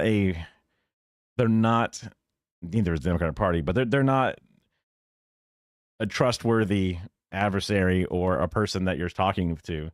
It's too uncoordinated and sporadic, and it just ends up being you just kind of snubbing someone. But then again, like I don't know the fucking pay structure. It's a tough one, man. It's a tough one. My empathy is like struggling with my cheap side who wants to just not tip ever, right? I would love to just never tip. Oh my God. If things just cost what they cost, that would make things so much easier. Fuck me. The more passive we all are about this, the more widespread it's going to become. This isn't really about the $2 extra at Starbucks. It's about the fact that it's not your responsibility to pay Starbucks employees for them, and making you coffee is not exceptional service. It's just their freaking job. Yeah. It is their job. That sentence just rings dirty because it's like people would be rude and make a mess in the boys' bathroom in like middle school or high school. And they go, or they would leave their fucking slop all over the fucking lunchroom table or something. And you go like, hey man, that's like gross. What the fuck? And they go, that's what they pay fucking, janitors for. What do you mean? That's what they pay them for, to do their job. Do your job. And it's like, well, it doesn't have to be harder. And it would be a little bit nicer if, you just kept your area clean and you put your chairs in, and like there's always going to be something around the clean, a spilt thing, someone pukes somewhere. Like there's always problems that they need to be there to do. Also just natural everyday dust and trash that they empty from trash cans, all the different things that they do all the fucking time. But now they got to like deal with the disgusting shit that you just leave on the, oh man, it sucks. There's people that leave the table with it being a disaster. My mother was a waitress. My wife was a hostess. I used to work at a fast food restaurant that had a lobby. So some of these things are taught to me when I was a kid, but also through direct experience. Like people would come into the lobby with their children and they would just leave the place just completely fucked. Mashed up chicken fingers, just crumbs all over the chairs, the booths, the table, the floor, trash all over it, and it's like napkins and busted up sauce containers, and it's just like, what the fuck? Like, okay, you're tired and exhausted as a parent. I'm not a parent, but oh my god,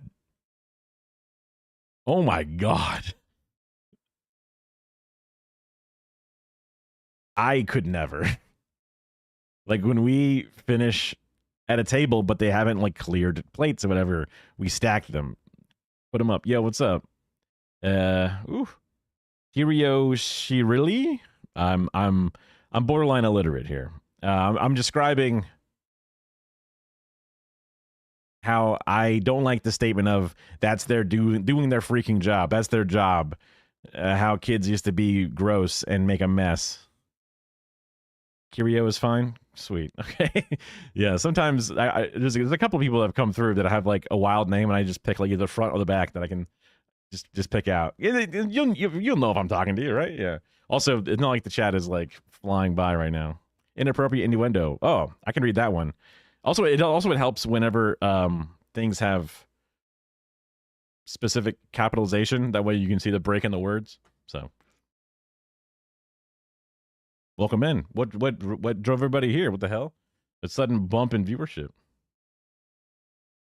I should have my viewership on my frame or my screen somewhere, but oh my god, now there's a sudden burst of people. Chat is moving too fast. I can't read it. No.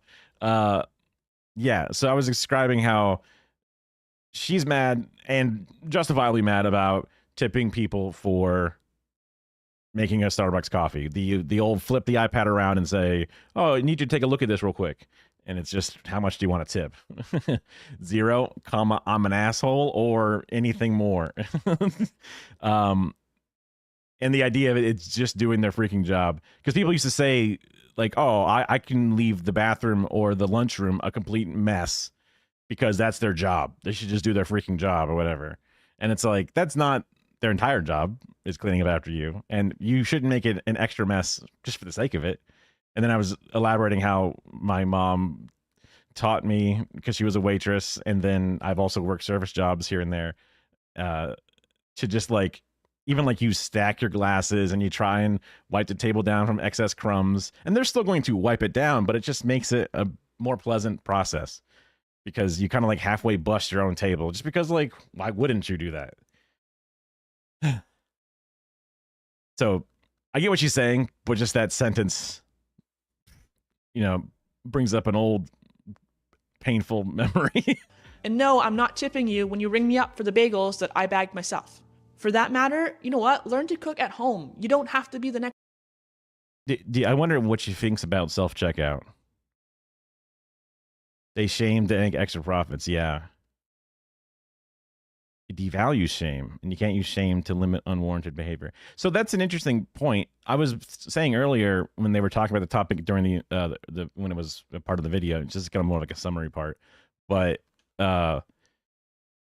even the person that you think is kind of like the most far gone and rude and mean, they will still complain about the iPad spinning, which to me means that there's still something in there that you can save, even if they seem like they don't appreciate, trans people or LGBTQ rights or people in Palestine or whatever it is. The fact that they get mad about the flipping of the iPad and having to say no and then tap their card to pay or whatever. If they didn't have shame, if they didn't have a soul in there, it would be like a thing that they just do, like when they say, I accept the terms and move on. They wouldn't even think about it. It would just be so fast. But they feel that shame, even though they don't ever seem like they have any shame, which emboldens me to want to find ways of communicating to them, to get them to change their view on society, the view on people, the view on politics, the view on it all. It gives me hope that, because everybody feels, I haven't met a person who's like, you know what? I fucking love it. I love this. I love making somebody's day. Maybe like a super rich person's like, yeah, I can make it rain. 35% tip. Whoa. Yeah. But yeah. And also as a bit of a neurotic individual, I have like, oh, wait, before I, think about tipping, I'm like, is this a proper, 100% goes to the people? Is there a certain tip out to the guys in the back versus the front? Like, how is this structured so that way I know the different, moral standing of what this is supposed to be? Because I was saying before, I never do the like, oh, do you want to save? You want to add an extra $1 to pay for this person's lunch or something? And I'm like, no. Like that's a scam, right? Wage theft is only theft when employees earn too much money. Well, technically it's theft when they do weird shit to specifically not pay employees, which is still the #1 form of theft out there. Despite you think to yourself, there's no way it's that prevalent, but oops, it is. Yep. On top of already criminally underpaid wages and lack of benefits and all the other shortcomings that happen, they're still just straight up illegal, making them work off the clock level things.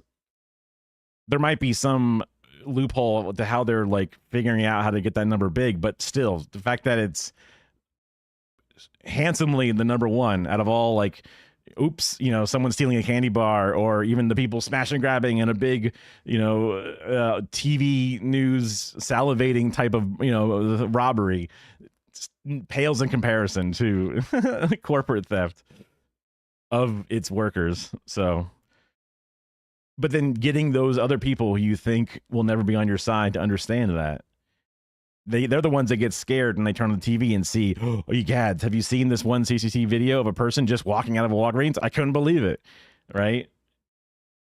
That's the number one thing on their minds. So I just got to figure out how to hopefully share that frame of reference with them, because there's a much bigger problem at hand, but they only care about the small thing. And that person is driven to crime via socioeconomic principles, because et cetera, lack of a future they can see for themselves, no social safety nets, already in a form of desperation, maligned by society and those around them. It's a bit depressing, but there's hope. There's hope. They have shame. It's in there. Next Gordon Ramsay, but being able to feed yourself decently well is a basic life skill that everyone should have. What are you? An idiot sandwich. Let me know. I'm a bit of an optimist. I'm a bit of a... I want to see the best in people, even the worst people. I've been called a humanist by somebody, which is a term I never knew about before, but it's just like, I believe in humanity in a sense. Our ability to transcend and to get through it no matter what. We'll see, I guess, if we can. It's going to be a long road. Know in the comments if you'd like to see a video with some easy, budget-friendly recipes. If you do get takeout, call the restaurant directly, place your order, and go pick it up. Screw DoorDash, yeah, for sure. Use the apps of the places. Pickup orders are just as convenient. Sometimes you just need to do that delivery. Sometimes you just got to get that delivery, and you got to get your fucking soggy ass meal with sweaty drinks. They usually, for one reason or another, they always seem to forget the drinks whenever we do a delivery. Like, it would be the most consistent thing that they would like forget the drinks. And that's usually the one thing that like Kara really wanted, was like this type of like, you know, oh look. Not that we've done McDonald's recently, but just the top of mind example would be like, oh, I want the Shamrock Shake, so let's get some stuff from McDonald's. Again, BDS. We haven't ordered McDonald's and I couldn't tell you how long. But as an easy example, then like you get the order, but then like there's just no drink tray with it, and you go, damn it. And then you say, hi, McDonald's, the order, it didn't have the thing. They go, oh, well, you got to call DoorDash and have them do it. And you go, oh, and then you go, okay, fine. Then you go to DoorDash's website app, look for the fucking phone number. You can't find it. Finally, you find something and try and call it. And they go, oh yeah, you got to talk to McDonald's. We're not going to give you money. And they go, what the fuck? Who the fuck is supposed to, you know, just give me a goddamn refund for this like $3 thing? Fuck. Well, I guess more like a $5 thing, but you get the idea. Okay. Interesting video. I wouldn't say I never watched this creator before, so it's kind of neat that seems like a new channel that is popping off, right? They've got 100,000-ish views almost every video. Well, one's a little bit lower, but pretty good. How much I make with 100K subs? Wait, what? Huh? Well, hold on. Oh, she has much more videos than that. Okay. I thought she had 5 videos, but the very first one was how much money I make. And I was like, how did you get, how did that work? That's an interesting question, actually. But she lives in Canada, so it might be different. But as a person who just got laid off and wants to find a outside the box way of making money for himself, I would love to see some analytics. I'll add this to watch later. But what I wanted to watch was this. This is a good example of something that would be something that those people should be more concerned about than the traditional, you know, there theft is a or whatever. force in our meat industry. Let me just close that out. All right, so this is the More Perfect Union. I love these guys. They make amazing stuff in general. Most corrupt corporations in the world is taking over our food supply. Wait, that was a... Oh. I guess I was looking at the other title from the thumbnail, which is different. And we grab this. This way it'll be pinned in chat. So I do my little button here. Ta-da. So it's pinned in chat, and it's also going to be inside of the Discord channel. That is inside our community Discord, !Discord, if you'd like to join. But all the videos we watch end up inside this thing. So again, easy to find the videos and support them. And also you might be like, whoa, man, there's one video I saw a long time ago. Thought it was neat. Don't know what it was. You could just kind of search around for it. That you don't even know about. This is the biggest story in food. Josley and Wesley Batista. Already under investigation for corruption. This is the biggest story for anyone who eats. The Brazilian meat packer JBS has This is a day ago. Damn. I thought, okay, shit. been steadily taking over the American meat industry for years. The world's largest meat producer, Brazil's JBS. This is a company that has been plagued with scams. Oh, I thought JBS was a different company because... So yesterday I brought up this older thing. So this must have been around for a while. I brought up my little mini rant that I do on Hormel, and just how America fails to protect its consumers and just people in general. So I have to click option 2 because this first link is busted. And there's a little, the star didn't used to have a paywall, but now it does. But Hormel Foods settling a price fixing lawsuit, $11 million. Hormel Foods would pay more than $11 million for class action lawsuit alleging the company worked with other pork producers to illegally fix prices and overcharge customers. The proposed settlement in a court in Minneapolis, blah, blah, blah, will see the company end litigation without admitting fault. Without admitting fault. They pay some money to the different places, so a little bit to institutional customers like restaurants, wholesalers, and then some to customers. I don't know. I never heard anybody making money off that. But they said the deal provides compensation that will be available for years earlier than if litigation against Hormel Foods continued through trial and appeal. So our government is the one that filed this plaintiff, or they're the ones that brought this case to bear to try and hold this company accountable. They get to end it for $11 million and say, no fault admitted. The lawsuit launched in 2018, but the lawsuit itself actually goes back to about the scheme, according to the complaint, began in 2009. Oh, there's where that picture loads up. So they've been doing this shit for a long time. And just cursory look at the value of Hormel and their revenue and their money. 2007, 2008, 2009. Oh, a bit up. Oh, up. And this is before COVID, where they really went crazy.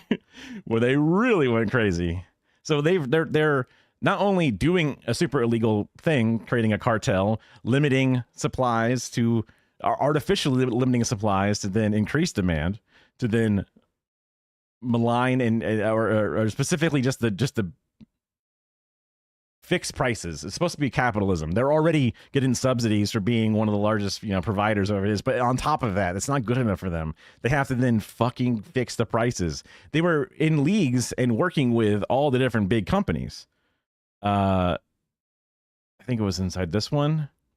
Yeah, they were working with Tyson, JBS, Smithfield, and others. I think they go down even more. I thought JBS was like Jim Beam or whatever. Maybe that's, oh no, wait. Jimmy Dean is the one I'm thinking of, so that's wrong. JB would be Jim Beam is like a alcohol or something. So I didn't understand what JBS was. I thought it was just an acronym for the other company. But yeah, not only are they doing an illegal thing, they're then caught doing the illegal. It wasn't even like they came to us and said, guys, look, we have to come clean. We've been doing this thing. Give us a punishment. Come on. Like, we had to catch them and then build a case for like a decade plus. And then they pay $11 million and say, we did no wrongdoing. The system is not, It's not for us. It's not for us. So this is JBS. This is the company that I didn't realize I was covering earlier. Industry for The years. world's largest meat producer, Brazil's JBS. This is a company that has been plagued with scandal. Look at all of the recalls. Look at the child labor. Look at the payoffs and settlements. Investigating whether Brazilian inspectors were bribed to clear tainted meat for export. Price fixing allegations, wage fixing allegations, environmental desecration allegations, discrimination in their plants. Despite all of that, the company just debuted on the New York Stock Exchange. You are turning a criminal actor loose on American investors. This makes zero sense. The government seems to have taken a step Well, I mean, in theory, but like, come on, back from its regulatory authority. They've chosen cheap meat. Cheap meat wins over pretty much anything else in America. But what is the real cost of cheap corporate meat? And what could it mean for the food we depend on? Problem is right now we have set this up for a major collapse. You're standing in front of our Angus Wagyu cross calves. We have a couple thousand head in this feedlot. Well, for an independent rancher, this is a good size operation, but in comparison, I thought Wagyu was cattle that is from that specific province in Japan. I know that maybe that's Kobe versus Wagyu or whatever. That's how they break it up. It's like sparkling wine versus champagne. comparison to the industry, it's extremely small. The biggest, like 1,000 specialty Japanese cows that are supposed to be some of the finest quality. Doesn't sound like a small operation, but still, I'll let them go. feeders now are 100,000 head plus operations. Mike Calicrate is an independent rancher. In over 30 years of ranching, he's seen just how much the industry has. Yeah, I mean, we've gone a lot of plant-based foods just because they store better. They don't stink up the fridge. They're easier to heat, reheat. Lots of these just logistical things. And then there's the side benefit of like, oh, look, you're helping reduce some certain amounts of methane and water usage. And a few of these, it's like, oh, sick, nice. It's nice to kind of get a win-win sometimes. Changed and gotten worse for small producers like him. Out of this very facility, I used to sell to 20 meat packers at any given time, and that got down to 0. Why is it that U.S. ranchers are going out of business? It's for lack of market access. Mike now operates. Sure, I guess as a humanist, I usually support humans over. But yeah, I mean, also like the factory farming thing of like treating them like shit. That sucks. That's not good. I don't know if it's better enough to be like, treat them nice and then shoot them in the head. Like, okay, well, that's, I guess fucking, like it's still kind of one of those conundrums where it's like, oh, okay, well, weird to do that. Yeah. Although vegan is like, you can't eat cheese because the way it's been explained to me is that fundamentally there has to be like a consent to eating. So that's why, like, they say, like, blowjobs and swallowing cum is considered vegan still because you have consent to accept the material or whatever, which is a very complete, intense way to bring up veganism. But yeah, yeah. The dairy industry is bad. See, now that's a fair point. But like, if you're out there with your family cow churning butter, I mean, maybe they're like, hey, but like that cow still didn't consent. I don't know. But yeah, you're right.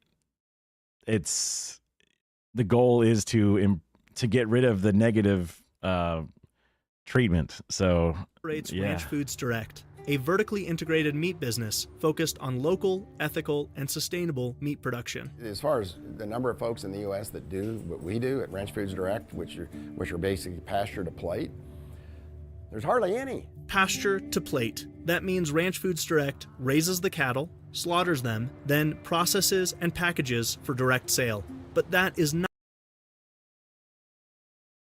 I would, because that was the thing. So there was medical marijuana in Florida, and when you go to the dispensary or whatever it is, they love talking to you about all kinds of things.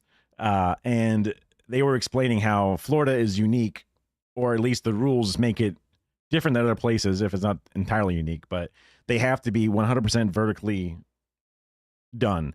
So they have to grow it, collect it, process it, cook it, so if you're going to buy gummy bears from them, they have to be involved in the entire process from start to finish. If they're going to get a vaporizer from them, it has to be entirely made by them from start to finish, which then kind of creates these hurdles for smaller places to get involved, and also inconsistencies, especially if you're going from place to place, because this place might be really good at growing, but not as good at like turning it into vape oil or something. But you can't utilize their great grow and then have someone else who's great at making vape oil. But that could also just be a capitalist mindset where like you want to like isolate each individual part of the business, but like forcing it entirely to be that way seems to be, at least to some, trying to prep it for complete corporate takeover, because they don't want the little guy to get involved. They only want the big ones. Yeah. That's kind of a running theme in a lot of things, unfortunately. And it's been a running theme for a very long time, and it might continue to be. But we're fighting against it, one fucking YouTube video at a time. For most producers, the biggest challenge in the production of livestock, if you're going to be selling meat, is that slaughter piece. That slaughter piece, the processing and packaging that happens before meat reaches customers. It sure doesn't look appetizing, I'll tell you that much. It sure looks horrifying when you show a bunch of gray slabs of, bloodless carcasses cut in half. Is where just a few big meat packers are able to set pricing and squeeze the ranchers selling them cattle. Because of I've been able, like, I was a guy who always, like, people like, oh, make my steak bloody, or just liking steak in general, and I would be like, well, I kind of, medium, I guess, is what I started doing. But I was just I was a McDonald's kid, so like I like a McDonald's burger, which is like cooked gray, 100% processed to hell. So like a lot of these like more like pure meaty things where it's like a steak that bleeds a bunch, or even a burger that like is juicy and like red and it's bleeding or whatever, and I'm just like, ew, gross. I don't like that.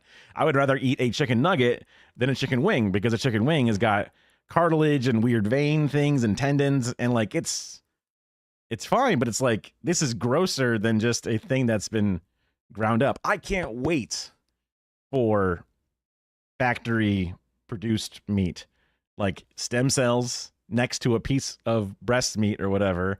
It grows new breast meat. You just did also like, it's like it would win capitalism, right? Because you have to have chickens fuck or inseminate them. Then you got to like have the eggs, you got to grow them, and then you got to feed them, and they're like way too small, and you got to feed them for a long time, give them water, and they get sick, and you got to give them medicine, and it's like, what a big fucking waste. You got to feed them all these calories to then build up their bodies, when you can just pay this, you can just buy the individual cells to then turn them into the meat itself. Bada bing, bada boom. You're playing God, I guess, but when haven't we played God? What the hell? Like, look at a skyscraper. What do you mean? It would be a much more ethical way to eat that meat. And then it would also, I guess it's kind of like the Squidbillies episode where there's like the chicken that is made out of 1,000 wings and its blood is like blue cheese or whatever. No brain tissue. It's better. I agree. That's what I was thinking. It was like, and even if it's not exactly 100% like actual meat and it's closer to a plant-based meat thing, but it's a combination and whatever, I'm sure I'd try it. I mean, whatever. I would hope that nowadays, other countries test it first, just because I don't trust America as much as I used to, for sure. So I would want the EU to take a crack at it, because they at least have some baseline protections to keep things from giving their population straight up cancer. So, yeah. China. If China says it's okay, I trust them. Because they kill billionaires over there if they fuck around and find out. Like, if they go, oh, look, you intentionally did a baby formula thing and, like, a couple of kids died, execution. I'm not even a fan of capital punishment. I don't think that that makes sense, and it's not a good thing to have, because when you open up that door, it'll always be open. And just do life in prison if you're going to do death. But I do think that if you were ever to make exceptions, it would make sense, because like one guy, you know, does a robbery at a convenience store and it goes wrong and killed somebody. Death penalty. That's like an isolated incident and an isolated crime, compared to I am a person who runs an industry and I signed with my pen intentionally to then poison an entire population, or perhaps even the world, like PFOEs or the opioid crisis. And it's like, you have done damage to the entire planet, and humanity has now been held back because of what you've done. In America, no wrongdoing, sign it away. Purdue family is all set and good to go. In China, they execute them, you know? Consolidation in the industry, Whoa. ranchers have basically no other option but to accept, a problem Mike has been speaking out on for 30 years. Because we only have 3 packers in the business today basically setting the price, we've decoupled supply and demand. So you don't have a high level of competition out there that will pay you a premium for your cattle. Back then, the Brazilian meat processing giant JBS wasn't even in the U.S. market. But now, JBS is our biggest meat company in the world, and they're essentially a predator in the industry. I just can't help but, because I come from a tier production background, so I just always like when people are like, what the fuck are you, what is that? Why is there a camera on the floor? What are you shooting? Why is there a camera on the floor? And they kind of, they're just workers, but they're just like, what the fuck are you doing? I can't get over it. It's funny. Essentially a predator in the industry.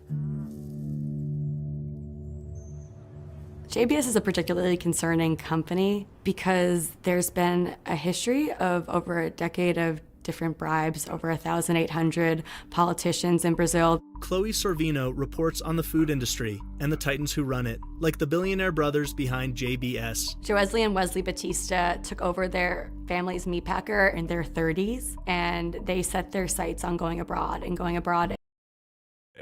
I mean, hopefully she has a remote start car or something, because if your job is to investigate a gigantic multi-billion-dollar, you know, field, they're coming after. Why isn't your face blurred and your voice changed? Whoa, are you sure you're gonna be out here? Whoa. As big as possible. And so they looked at the US to acquire assets on the cheap, and they ended up using bribes and a kickback-fueled corruption scheme to finance loans that helped them get some of the most iconic American meatpacking assets. They've pled guilty to foreign corruption practices and had to pay fines, have even had some jail time in Brazil. Chloe's book, Raw Deal, traces... Wow, they even get jail time in Brazil. We just pulled up because JBS was the fucking thing. not fines, yeah. I'm not sure if you were here when because I had, at one point I saw this story just fly by on like a news feed where Hormel was caught fixing pork prices, and among the other people was Tyson Foods and JBS, and at least one more, Smithfield, I think was the other one. But it seems like Smithfield may have been bought by them, or at least one branch of them. I don't know.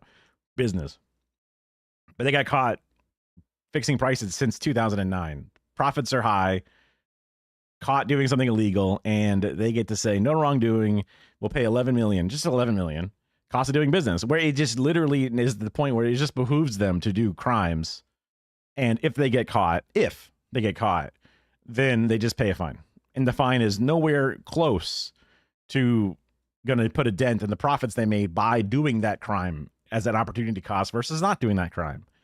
If anything, they have a fiduciary responsibility to try and increase profits as much for their shareholders, which then means that they are, like, under penalty of law, basically told to break the law, because that's the most profitable thing they can possibly do. So it's just...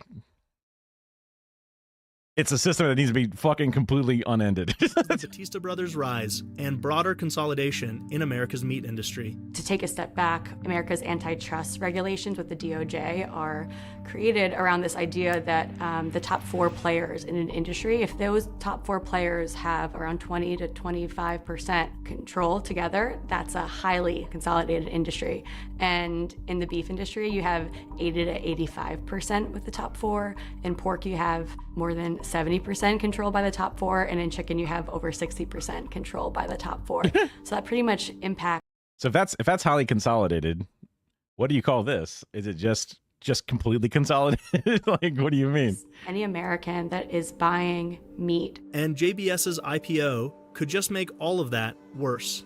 JBS. Oh my God. Yeah. So the company I used to work for, Home Shopping Network, which I am not allowed to besmirch in a way that, although I have the exception that I'm allowed to tell the truth. So the company, I was told that because their stock price got so low, it got under $1, which means that they were threatened to be taken off of the stock exchange. And I was thinking, like, okay, that sounds like a good thing, because we are constantly having to do this profit seeking. Every quarter needs to be more profitable than the previous quarter, which is just not a sustainable way to run a business. So I'm like, I don't know, like, you know, they say if we will go off of the stock if it's under $1 for too long, and I'm like, and then what happens? Like, the entire company explodes, or we just become a privately owned company again and no longer beholden to shareholders? That sounds awesome if that's the case. Like, you know, tell me the next step, because I want this to happen. I think it would be good for us. A truthful statement that is not a lie is that the company would have McKinsey and other consultants come in, and it's a thing that, as like a lower person in a company, I never understood, because it's like, okay, we have executives that are here to be smart business people to run this business. They have the business degrees, and they're the ones that run our business. And as the way that they run the business, they go, I'm going to hire somebody to tell me what to do about business. And they pay millions of dollars for a company to come in and say, fire people and make the remaining employees do double the work for no extra cost. And they go, brilliant. Here's your millions of dollars. I'll keep being the guy who's paid to come up with the plans for the business and getting paid my millions of dollars. And all you guys, you know, do more work and you're all fired. And it's just like, huh? Wait, why do you exist? If you're just going to hire this company to come in and tell you what you should do, why are you there? Why isn't this just a gig economy job that we bring in people every now and then, but otherwise don't have you? Like, what? Why? Because you're the smart one that picked the right company to do that? It makes no sense. And then, you know, oops, company's not profitable and they have to lay off a whole state worth of employees. Okay. Oops. Who could have seen this coming? Trading means that it's going to have access to all true, not US besmirching. Investors and pension funds and all of these funds that are pouring more money in, and they will be able to finance better loans. They will be able to have more capital to do whatever they want with. That means more money to fuel their acquisition spree, further consolidating the market, giving more power to the packing companies and less to the farmers and ranchers whose livestock will eventually end up there. For American food producers, it means that JBS is not going away anytime soon. I think it is important to look at the sheep industry as the canary in the coal mine, and I can tell you what will happen to the beef industry if we don't take action now. Carson Jorgensen is a 6th-generation lamb rancher in Utah. This was it. I guess there's not as many people now as there used to be with that connection and those roots, and it just makes for a different dynamic. In 2001, Carson's family joined roughly 150 sheep ranching families that banded together to leverage their own power against the big meat packers. Mountain States Rosin Co-op was a family-owned operation just prior to COVID. MSR was having some difficulties. In 2020, as restaurants shut down and production lines stalled across the country, Mountain States Rosin filed for bankruptcy. That being said, they had a buyer to come in and buy the plant. That was the plan. There was a Canadian company that was going to come in and buy it and process American lamb and keep. This is like a child of the owners of this big company. Did I miss what the guy in the cowboy hat? And I guess it's and the thing about ranch owners is not the most descriptive, but just because, yeah, I mean, them all banding together, taking collective action is great, but it's a bunch of bosses coming together to take collective action, which is like, maybe not as great. I don't know. It's difficult. It's coming from More Perfect Union, right? But it's also like, I mean, there's maybe one of those situations where there's like a bad guy and then a much worse bad guy. So, like, Keep it here in the United States, and because these workers are the ones that were shit on and fucked over during COVID and died, where people were like taking bets on how many of them would die or whatever, or just, I remember it was just contract COVID specifically, but I remember there was some crazy stories about the people having to do the meat packing during the pandemic. That was the plan. Well, JBS owns the plant across the street. And JBS's contract with MSR was for the wastewater management and for the steam that it takes to run the plant. JBS wouldn't transfer over the wastewater contract and the steam contract to the new buyers because ultimately they wanted that plant, and they knew if they couldn't sell the plant, it would go defunct and they would end up with it. And that's exactly what happened. Hey, look, Aramark, if you've ever been to a college or a university, that was a 6th generation rancher. Got it. Yeah. Well, yeah. I mean, rancher, it may not mean like they own the big meat packing, company overall, I assume. But yeah. So yeah. Just owns the land and I guess the workers, or pays the workers to help tend it if it's big enough that they would need, which usually you would. Anyway, Aramark is the company that has a deal with basically every university to sell their food. So the crappy cafeteria food. I'm a dude who'll eat slop. I like gas station, like 7-Eleven in America, 7-Eleven, pizza and hot dogs and shit. Like I'll eat. I'm from Florida. I'm just a giant human raccoon. But even I was like, this is some dog shit. Like this is some messed up, not that good food. Like their pizza they haven't give you, and it's like, this is the best pizza you can make. It's pizza, man. It's supposed to be one of these things that's like you can't mess up. It's pretty bad. After JBS converted the plant into a beef facility, sheep ranchers across the West were left with very few options for regional processing. That was really a critical piece of infrastructure for us producers here in the Western United States.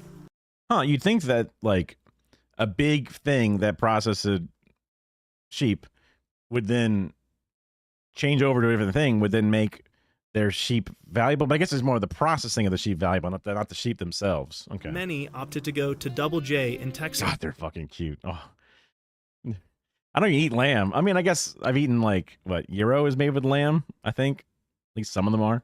A family-owned processing plant more than 1,000 miles away for producers in Utah, Wyoming, and Idaho. But Double J is now also at risk of closing, once again leaving ranchers with alarmingly few options for selling or processing their meat and scrambling for solutions. It's like watching a car crash in slow motion. It's coming. You know the train's about to hit that car, and everybody's yelling and everybody's screaming, but there's just a lot of people sitting there watching it happen, and there's not much anybody's doing about it. JBS going public would be the final nail in the coffin. AJ Richards is an entrepreneur promoting regional meat systems. Now for us, it's more of the mentality, it's better to have and not need than to need and not have. AJ has a bucket of chicks. been vocal with his concerns about what JBS going public could mean for ranchers and for our food supply. Mr. President, I love you, I appreciate you. It is our job as citizens to hold you accountable, and whoever you've got in your circle. He's an op. He didn't film vertically. He's not in his F-150. This is not real. This is manufactured. They ain't speaking truth because you're about to put us in a whole world of hurt. As the big meat processing plants have grown larger and gained greater control over pricing, it's become increasingly difficult for any alternative supply chain to compete. We can't lose one more farm and ranch, and in fact, stopping the loss isn't what we have to do. We have to make a path so that more people can get into farming. Most of the people I grew up with, they've gone bankrupt. The family farms they're not family farms anymore, which is sad. JBS has been trying to go public for years now, but the company's alarming track record has prompted bipartisan efforts to block them from accessing U.S. capital markets. Huh. Interesting. I would normally think that they would both be on board for scammers. I wonder what it is about this company being scammers that they were so against. Including a 2024 letter to the SEC signed by Cory Booker, Marco Rubio, Josh Hawley, and more. Monitoring, watching this whole JBS.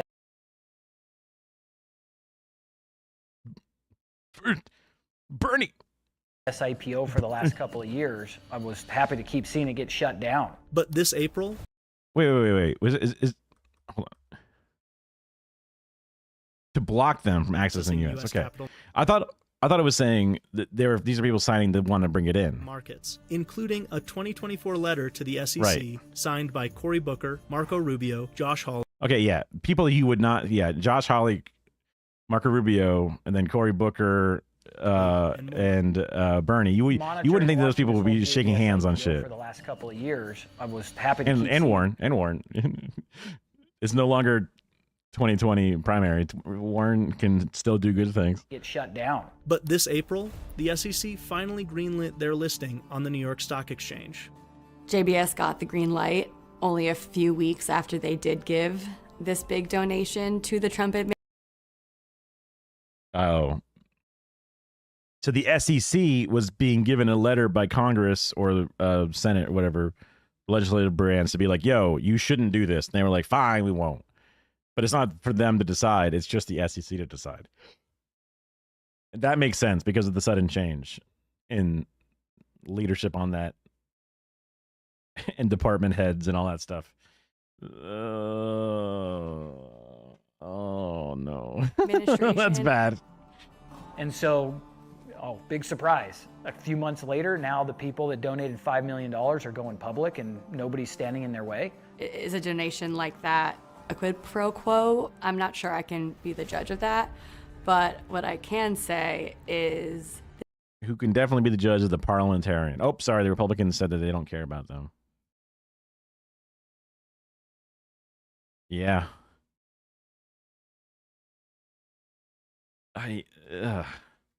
I've never been more convicted in my, like, I think just most meat is just kind of gross, full of cartilage and hard bits and fat, and it's kind of gross. And then, like, even cooking it, it's just like such a hard process. We were doing 4th of July and we had some frozen veggie dogs and some Boca burgers in our freezer, and they were definitely, well, the meats can be frozen for a really long time, but they can get kind of weird. These were not weird, and even when we cooked them, there wasn't like just this pile of like grease and disgustingness, and our kitchen wasn't, coated in a sheet of stuff. And you put all the accoutrements on a burger and you eat it, and it's fine. It tastes good. Well, half a burger is not even the meat, Yeah, so it's like, okay, cool, fine, fuck it, But I imagine there's going to be a version of this, because, like, it's not like we are in love with our produce makers as well, right? Like, I imagine they're just as, in their own ways, a ladder of evil that constantly climbs higher and higher. It's an interesting perspective to look at, because usually the idea of like a small business is like a small business tyrant kind of thing, where it's work that's not really your traditional form of work, but like definitely ranching and farming on these more individual based levels, there's definitely way more, way closer to what you would consider to be an ethical or even just like a good thing for the for everybody. And then seeing them talk about how they're watching all of their neighbors' businesses, aka their farms, go out of business. It's like, okay, that does kind of suck. And they're out in the middle of Utah, so it's not even like it's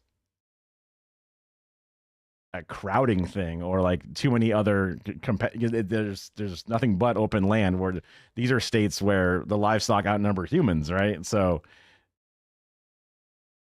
even the few humans that are out there can't. It's gotten so far down. It's just been so incestuous in its form of just like profit over everything that it's chewing up even the most like scarce amount of human zones we have. Ugh. Rough. This is clearly a company and 2 billionaire top shareholders. Hey, Joe Biden was there clapping and having a good time. He called him a fascist and said that he, was unfit for office. But he didn't know where he is, honestly. So Others who have pled guilty and have a clear history of bribery, kickbacks, and corruption schemes. Regardless of how they got there, JBS is now a publicly traded company, and that could spell danger for our food supply. Meat packers say that they have these massive plants so that they can have cheap meat made as most efficiently as possible. But at the end of the day, they're also creating this kind of underlying vulnerability because it's super fragile. I mean, if one plant goes out, one feedlot goes out, or a few of them go out because of a hurricane or extreme weather or, a pandemic, this is a system that has no life preservers. So anyway, the carcasses come down and they go into the cut room here. Hold on. I thought that was the end of the video. I didn't realize there was going to be a little bit more. 6 months? How is there a stock price for 6 months of it? Oh, this must be the Brazilian market?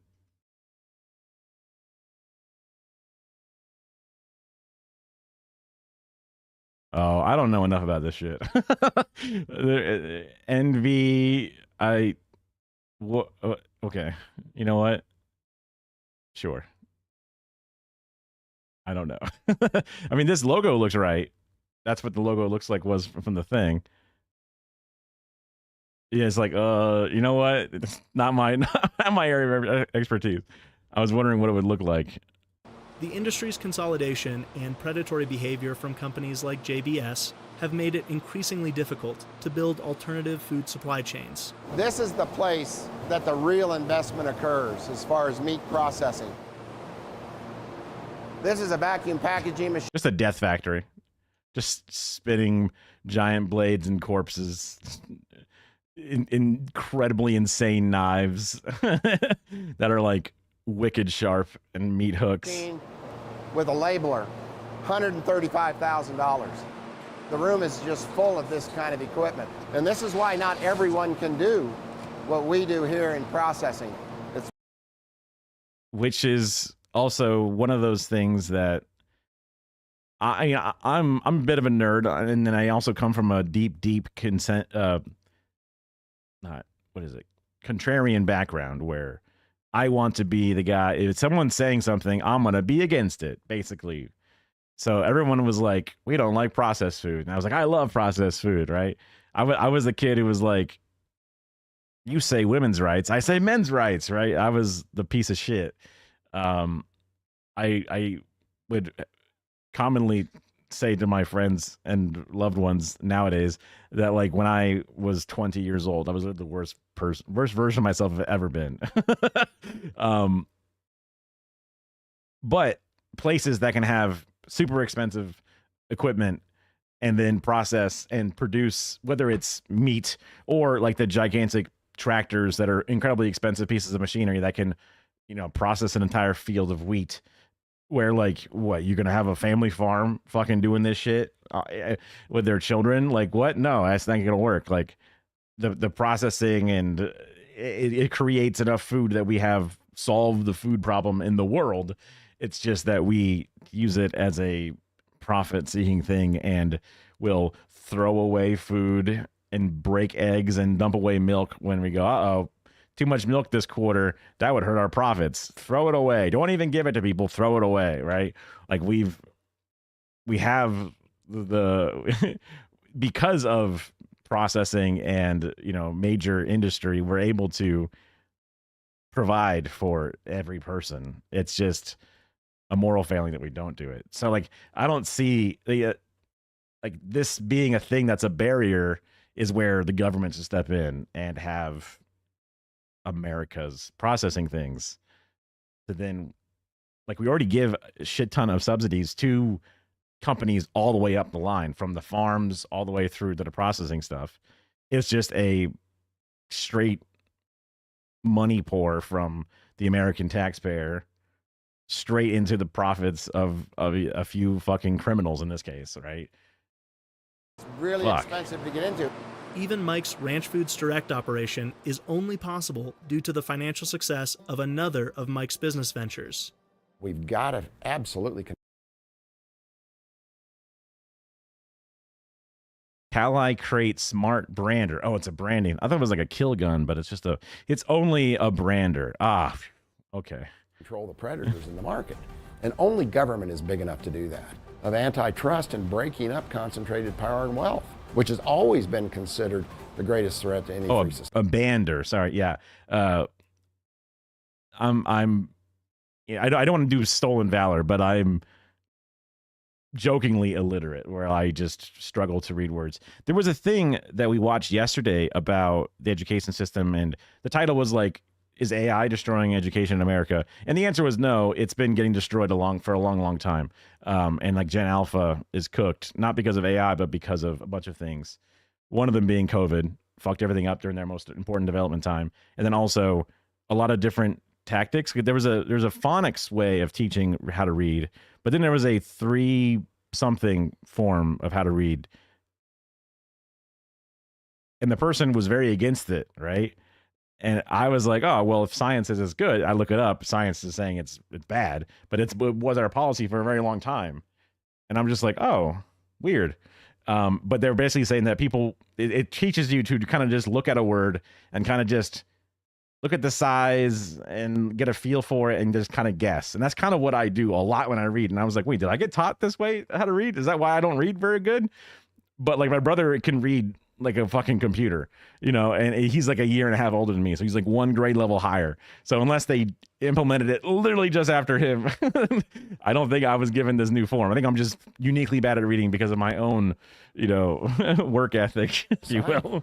That's simply not happening. JBS has skirted American watchdogs and the scrutiny of policymakers for years now. But it's not just that nobody will stand up to them. They're propping JBS up with millions of dollars in contracts every year. So that's meat that's going to public schools, soldiers around the world, nursing homes that are publicly funded. Wonder why those soldiers are all around the world. Weird. Weird. Hospitals, and they've chosen cheap meat. Cheap meat wins over pretty much anything else in America. But meat this cheap comes at a cost. At some point, we have to look at it. Yeah, it sure does. Somebody's trying to break this. And at the end of the day, it's just about money. It's about the bottom line.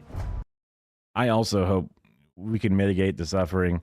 I hold on to hope that we can just, like, there's a point where people will deal with a little bit of pain because it's too much to ask to make a drastic change.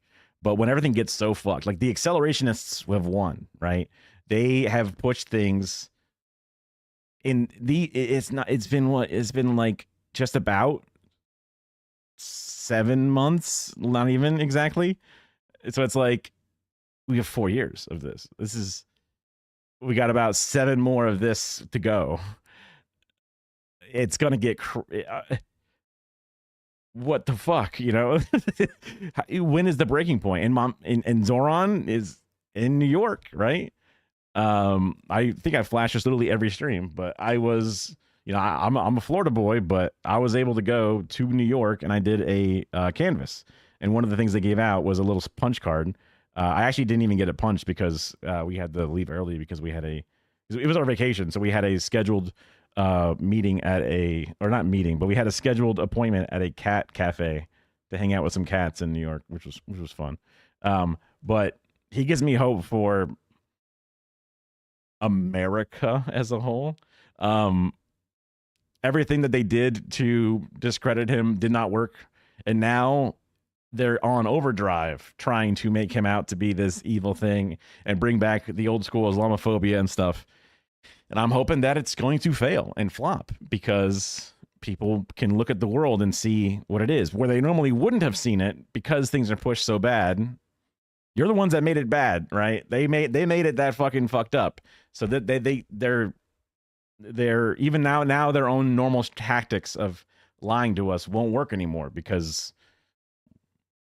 we can see through it, or they're fed up with it regardless. So that's my copium, I guess, if you will. The thing that keeps me alive. Well, there's that. There's that aspect of it, but I used to, like when I was a kid, I would get really stressed out about a meteor just landing on my house and killing me, you know, and just straight up in my sleep, just crushed. And my parents were like, look, you know, technically it's a possibility, but like you just can't live your life worrying about that, because if it's going to happen, it's going to happen.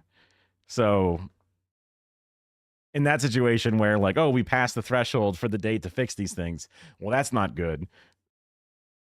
It's important to then work and to do your best to then not cause more of that, right? And to keep it from getting more out of hand or whatever. But you can't let the dread of what's coming there stop you from doing things that you need to do today, right?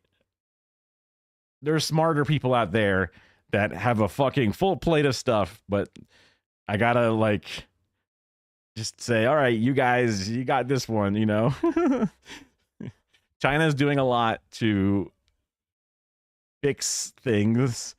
Will they be able to do it in time? Because they're also still doing a lot of coal, which sucks, but they're also producing, they were installing 100 solar panels per minute or per second or something insane. They installed, it was like from January to May, they installed more power, or as much power that's made in all of Turkey, you know, or like just in May alone, they installed as much power between solar and wind to fuel the entirety of Poland. And it's like just 1 month they did that, you know. It's like, oh my God, that's insane. They're building the biggest, they already have the biggest hydroelectric dam by all, you know, metrics, and they're already now going to build an even bigger one. And it's like, fuck yeah, you know. They have these certain types of like high voltage lines that can bring electricity quickly across a massive distance that normally you would have trouble with. They're not gonna be able to install that across the entire world to give it to us or anything like that. But still, it's just like there is change happening. It's just not here, unfortunately. We had watched a lot of China videos yesterday about how cheap it is, how nice it is, and how beautiful the different like brand new subway metro stations and shit that they build, and how much English they have there. There's like it's still on all the floors and all the walls and everything, but they have squat toilets. So, you know, unless you're ready to, unless you can make the big change, you gotta fix America. You just have to. It's not even learning Mandarin. That's chump change. Makes your legs stronger. Yeah. Just, I mean, no public toilet. I mean, I do my best to never use a public toilet, period, right? So, one of those things. So I should be fine, right? But it's just funny to, yeah. You got a bidet now. Now you're open to other solutions. Well, a bidet, I don't know if you can even use a bidet. It would have to be a different type of bidet, or a floor toilet or a squat toilet. They have the separate bowl bidet, right? Kara also does not use public restrooms. Yeah, that's a given. Yeah. I mean, I guess a squat toilet's kind of like the hover piss, just for everybody, but also for like dropping a shit. How do you not get splash? Like there's like what is what? I don't know, a quarter of a pound just plopping down, right? There's no water. Oh, that would reek. But yeah, I thought in the video we watched there was a little bit of water, but yeah, water just flushes. Weird. I guess that's how it works. Damn, dude, you just seeing just a wet lump of Play-Doh just just hit the porcelain like that, just raw. Yeah. It's a culture shock. It's definitely something. Yeah. But yeah, I love the bidet. And I mean, one of the first videos I've made in this era of my life, I was still obviously employed at my job, and I was trying to do the thing where I would do content creation and work. It didn't work out. It wasn't as fulfilling to like be a like a Ludwig style person, especially like I'm at an advanced age. I'm not in my 20s. I'm in my late 30s. You know, so it's like okay, maybe something that's a bit more purposeful would be good. So that's why I prefer to do content that's a bit more forward thinking and trying to convince people of a better way of life instead of just like, I'm making banana bread. Whoa, I got to answer trivia questions. Oh no. Yeah. Do you think we're the only animal that willingly poops in our own water supply? Willingly poops in our own water supply? I mean, like, we don't poop and then drink out of the same toilet. So like, I wouldn't even classify it as us for that. Even though it all gets processed at a place and cleaned and then resent back through a very long process, there's definitely got to be a beast that shits in its own water supply. There's got to be. There's too many animals out there, right? Boom, fish, problem solved. Or I guess animal. So boom, dolphins. Boom, you know, owned. Fish don't have a choice, yeah. Hey, mud skippers, they got a choice. They can crawl out of the water, leave a steamer, and then crawl back in. They can climb trees, apparently. We seek out water to do it. Oh, you mean like who decides they need to shit with water specifically? Oh. Yeah, that might be us. That might be a unique thing. I don't think I've ever seen another animal be like, I guess cats bury their shit. I imagine other animals have some way of hiding their shit, and some might use water. But they don't have ass cheeks. We're unique. This is why people think that we're evil. We're not evil. We're aliens, right? It's because we have ass cheeks. Yeah, this is a good time for one of our specialty bits here. Let's see.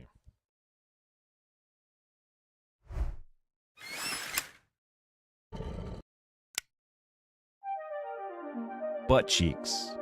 We have butt cheeks, and other animals don't have butt cheeks. And for some reason, the captions aren't on, and I'm not sure why that is. But there's supposed to be captions. But anyway, why do we have butt cheeks? It's because of aliens. I didn't even plan this. These are random videos, but it's aliens. That's right. Aliens. We are aliens because no one else has an ass like that, right? There's no dumpies out there. But why would they come here? Because exercise. It's a long trek to go from wherever we originally came from to come here, and that's how you get your steps in. And what are the steps supposed to help you with? Your chakras. Absolutely. I wasn't expecting it to go specifically with the same one. Also, I got to figure out what my captions are working. Weird. How weird. Yeah.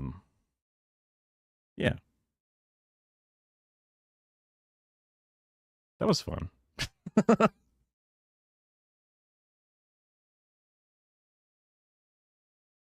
I got to come up with some more bits that are not just that one specifically. Also, I got to work on my ad lib skills because it's a lot to go at once. But I need the yes and things a little bit better. Also, I've noticed that whenever I've done them before in the past, they go a little long, which is why I was trying to keep it short. And I got to have connectors to it. But also, it can be fun to have things break down and fall apart. Anything else on my list that would be particularly good? Ooh, Kara added a 1-hour video. That's definitely brave. I mean, I guess I've also put some pretty long ones on my own on here. We can... I was thinking about going with a more fun one just to kind of like wrap things up. Poops are concentrated, purged out of the body by chakras. Boom, conspiracy. Conspiracy, big chakra is pushing those poops on us. I would rather not, sir. Concentrated evil. It is, you know, I've said it many a time where I take a big dump and I'm like, oh my God. It feels like you just cleanse your soul. You just got the evil kicked out of you. All right, so this is a bit more of a fun one. This is all right, you guys. A Drew Gooden video. Hooray! Almost cool inventions. I'm sure we could leap it back to capitalism one way or the other, right? It's all, everything leads back to it. They are almost going to help us. I don't know, something. The most corrupt, almost cool inventions. No. I copy paste. Okay. And then I grab this, and then I put this here, and wha-bam. Manually remove it. The concentrated evil was a Family Guy bit. Probably. That could have been even where I got the term, you get that evil out of you, wherever it was. So, straight up. Also, I'm not sure if this was on Kara's list either. It could have been. Although I think maybe I just saw it when I was scrolling through YouTube. Let's take a look. I've heard the comments. Danny, decorate your office. It looks like you're in an insane asylum. Where's the little nutcracker guy? Well, for your information, he's right here, okay? My son stole him because he thought he was cool and he wanted to put him down the slide. He has a son. That's crazy. He looks like a son. That's crazy. I guess I got to get used to this. Like, if we're not having kids, then I have to get used to being used to what are otherwise the generation after me having kids going, ah, yes, right. A few times, so that's what he's been Kara's like, hooray, no kids, kitty cats forever. doing for the last few weeks. But I get it. Apparently him being in the background of my videos is more important to you guys than my son's happiness. So here he goes, back in the background. Wait. Okay, I got a shelf too. I haven't put it up yet. Oh. And perfect. Perfect placement for the... Okay, our shoe cats are kind of like kids, but they don't want our background pieces to play with. Little nutcracker guy, exactly behind my body. What an interesting little cutout. There must be like a closet in this room that had to like butt into this room or something weird. There we go, much better. Hopefully that's good enough for you guys and you can quit your comments, all right? This place is looking awesome. I feel like I've been doing a lot of videos about technology lately with a very pessimistic lens. Content about AI slop, self-driving cars that kidnap you, and I wanted to do a video about all of the cool technology that's in the works. You know, there's so much innovation going on. It would be a great palate cleanser to just do a video on the coolest technology coming out today. But then I couldn't find that much, so we're going to do almost cool inventions instead. California startup working to perfect flying cars. Now, I feel like flying cars have been a thing for so long that companies have been trying to do, and it's just never happened. We watched iShow Speed fly in a car. What are you talking about? Autonomous, driverless drone taxis that are great for other people to fly. And in every demo, I feel like they say flying cars are just a couple years away, and that's been going on for like 20. That would be if Elon Musk was making one, which surprisingly, he's not trying to sell one, honestly. years. So I kind of feel like it's never going to happen at this point. But let's see, maybe this California startup has finally figured it out. NBC News was given exclusive access to see their concept model with our own eyes. Sure enough, we watched it soar through the air over another car. Okay, come on, man. That's not a flying car. For one, it's barely flying, and for two, it's barely a car. You see how big regular car wheels are? And then look at these tiny, dinky little wheels? Yeah. Dude, what a hilarious comparison to be like, this is the California America version.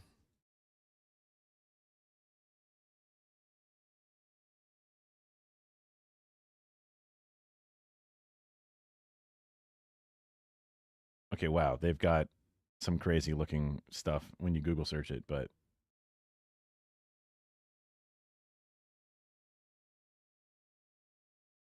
reality, American reality. It's just, which way, Western man? Which way? This one, if it didn't have the stupid little crappy wheels at the bottom, you'd think it would be like a bad UFO in like a movie or something. Why they tried to give it a little flashy little headlight, little bit of style up there. And then the little dome where you sit in. It must be like a bunch of drone blades hidden by this housing, so that way it doesn't look like it's a giant drone thing, I'm guessing. And then it has like a lightweight skeleton underneath. Oh, I see. Because this has no wheels. You can't drive. I see.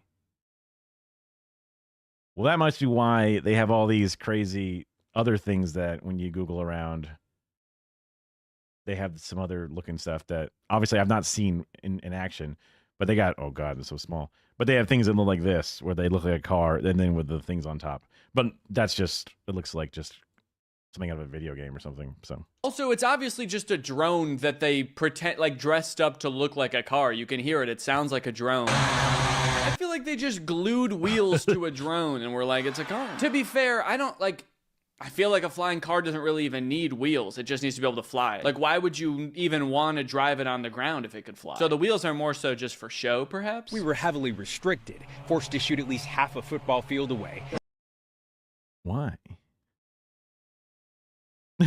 It's not far enough away to not hear that it's a drone. What? Wait, okay, so hold on. So for one, they had to film super far away, which I did notice. Look how far away he is from the car. They're like, all right, so because this is a, new technology, we're gonna need you to stand back pretty far, and you're also gonna wanna wear protective eyewear. So just go ahead and put these on. We're all gonna put these on over our eyes like this, and then turn around. It's actually better for the experience if you turn around and face the other way. And then, if you feel a gun pressed to the back of your head, that's totally normal. And we never actually saw the driver entering or exiting the vehicle. And they never saw the driver enter or exit the vehicle. Well, that is clearly because there is no driver. This thing cannot support the weight of a human being. We still have some IP, intellectual property, which we're trying to protect. Yeah, I wonder what the IP is there. We're still trying to copyright the concept of a product that doesn't work. Once we can do that, we're gonna have a pretty lucrative...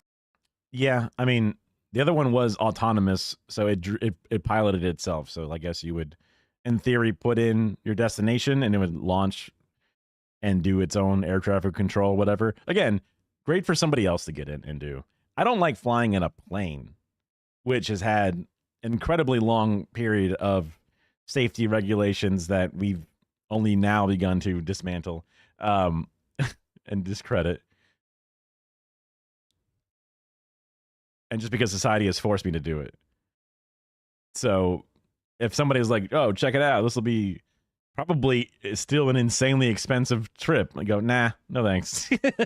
Yeah, no. Lucrative business on our hands. Okay, I lied. I actually did find one cool invention for this video, and it just so happens to be today's sponsor, Midas Merge. If you like easygoing, relaxing mobile games with cute little creatures, Midas Merge just might be the game for you. In Midas Merge, you team up with King Midas and Queen Laia to revive the Gardens of Gold, because right now they're getting absolutely this is the type of game for me, all right? Just sit back, relax, enjoy some cute little creatures. Click the link in the description or scan this QR Hey, he got the shelf up. Whoa, but no dude on it. code. And thank you to Midas Merge for sponsoring this video, and thank you to you guys for checking out Midas merch. Magical floating backpack can reduce 80% of the burden and is a magical tool for outdoor travel. This person appears to have a floating backpack while running, as if it's disconnected from their body. Okay, so that's kind of cool. It's like a state.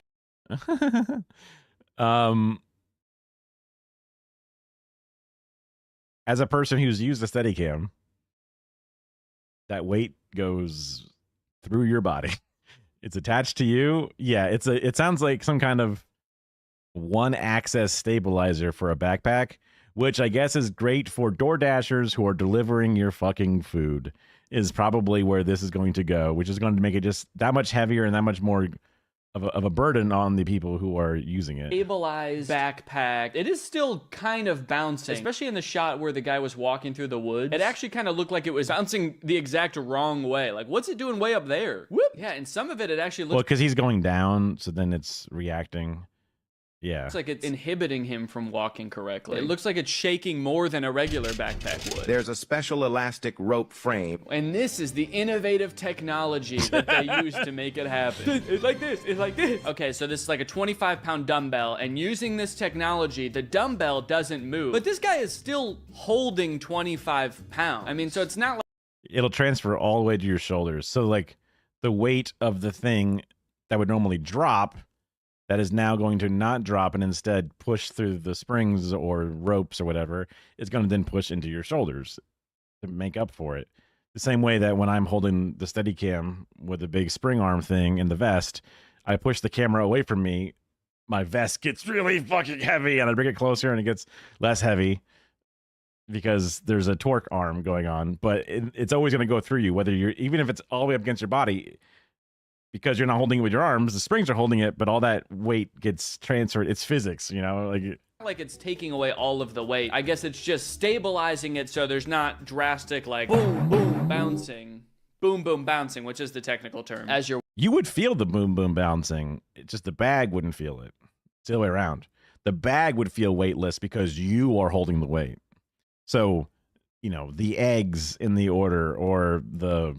soda cans in the order would feel less shaked up. You're walking along. The friction nano generator converts the mechanical energy from the relative motion between the backpack and the body into electrical energy. How amazing is that? It is almost amazing. I guess Electrical energy for what? What do you mean? To recharge a phone? Like what is it supposed to be a battery in here that's lifting with a motor? Again, that motor would then be attached to your body, which then equal an opposite reaction. If it's pushing up, it's got to push down on you. It has to.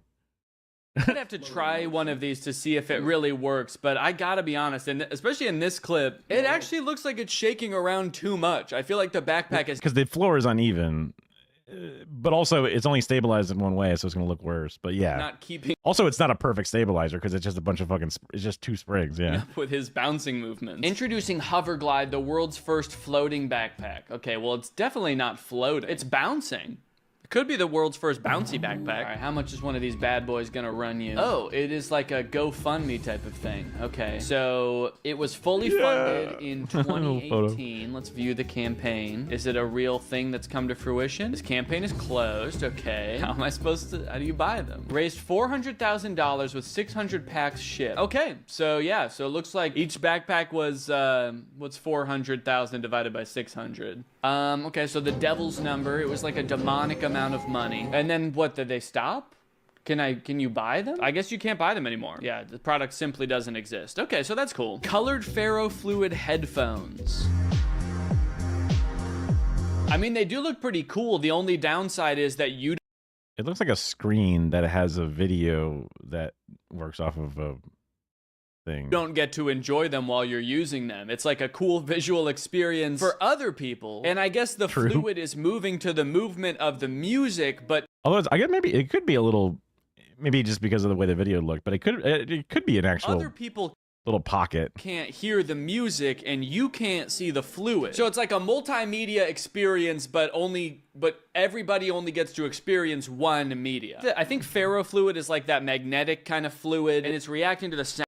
Usually ferrofluid is the one that does the weird magnet shit. It looks like little spikes, right? Yeah. Images. You can go shopping. You can buy this shit. So ferrofluids, like whenever you see those weird videos with like the spiky, wiggly liquid shit, that's what that is. So I wouldn't even consider that ferrofluid. It's just like, what is it? Lava lamp on your ears almost. Sound waves. I wonder if that makes the headphones way more heavy. They do look really big also. And I do wonder if this fluid is alive. Like, it kind of looks like the thing that turns venom into venom. So the fluid actually pulses more rapidly as it gets closer to its target. Or I mean, when it likes the music you're listening to. God, they look huge on that kid's head. This kid's just like hanging out with a feral cat in an abandoned airplane as well. Like just standing as stiff as possible.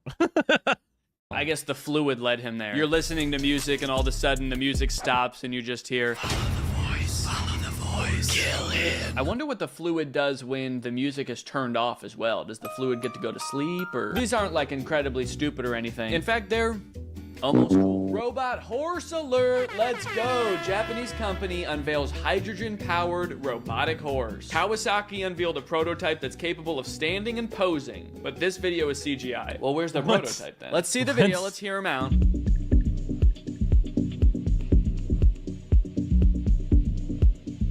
Honestly, I mean, if this thing was real, I would be like, maybe, do I need one of these? Do I need a robotic horse? That would actually be kind of sick. And apparently there's an article about cowboys. I don't see, like, climbing bizarre terrain. I guess if you get one of those Boston Dynamics style things, yeah. Like, well, they made the legs thicker and they gave it a foot instead of a little ball.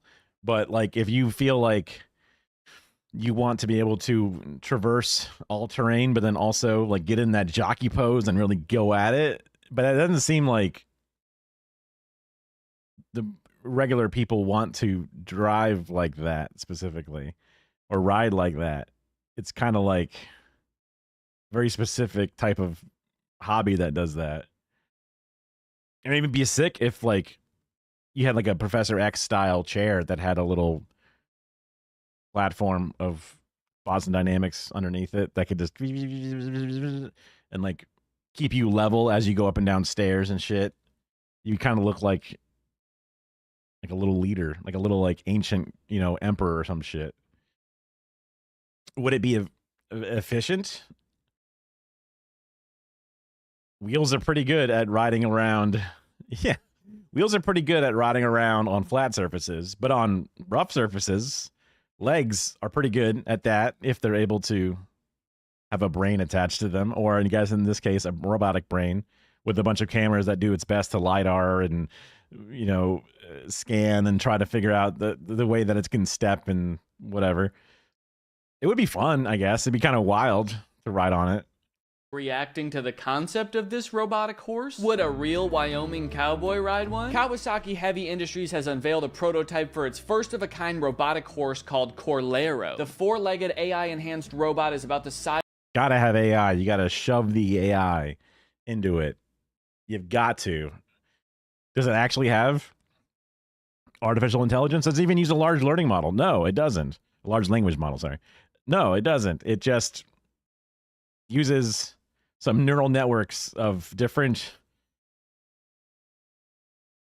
camera data to understand landscapes. That's somehow now an artificial intelligence. Sure, man, sure. A large motorcycle and is designed to mimic an intuitive equine-like riding experience controlled by its rider's weight shifting. It's also powered by a hydrogen fuel cell. Oh, so you lean forward. It's a Segway.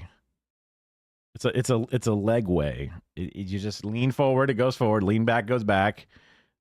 Lean upright, it stops. Cell engine, just like a real horse. I thought it was a joke when I first heard it, said Jake Hutton. Every step a horse takes, it gets feedback and it gives you feedback, he says. If you're about to ride into a quicksand bog, a horse will stop and let you know we shouldn't do this before you get into the middle. There's that quicksand shit again. We were talking about quicksand because, you know, things that we thought would be more important, and quicksand is one of those hilarious ones that comes up because what the fuck? I've never even seen what quicksand actually looks like. middle of it. Yeah, if there's one thing machines and robots hate, it's getting input and giving output. That's something machines and computers famously never do. I bet a robot would probably just keep trucking right on into the bog. I don't think you could ever build a computer program that can recreate the intelligence of a horse. Okay, I hate to say it. I mean, like, I understand not being down for the robot horse future, but I mean, you know, scientists are smart, then maybe they will figure out how to make the robot as smart as a horse. And then what are you gonna do? Because then they're gonna have heard what you said about them and they're gonna be pissed. Equine experts said they'll need to see it to believe it. I was definitely dubious when I heard, said Amy Stockton, a river. So apparently this is, well, I Googled what does quicksand look like. It just looks like sand. But a horse know that that's quicksand? But a horse, I thought horses were stupid.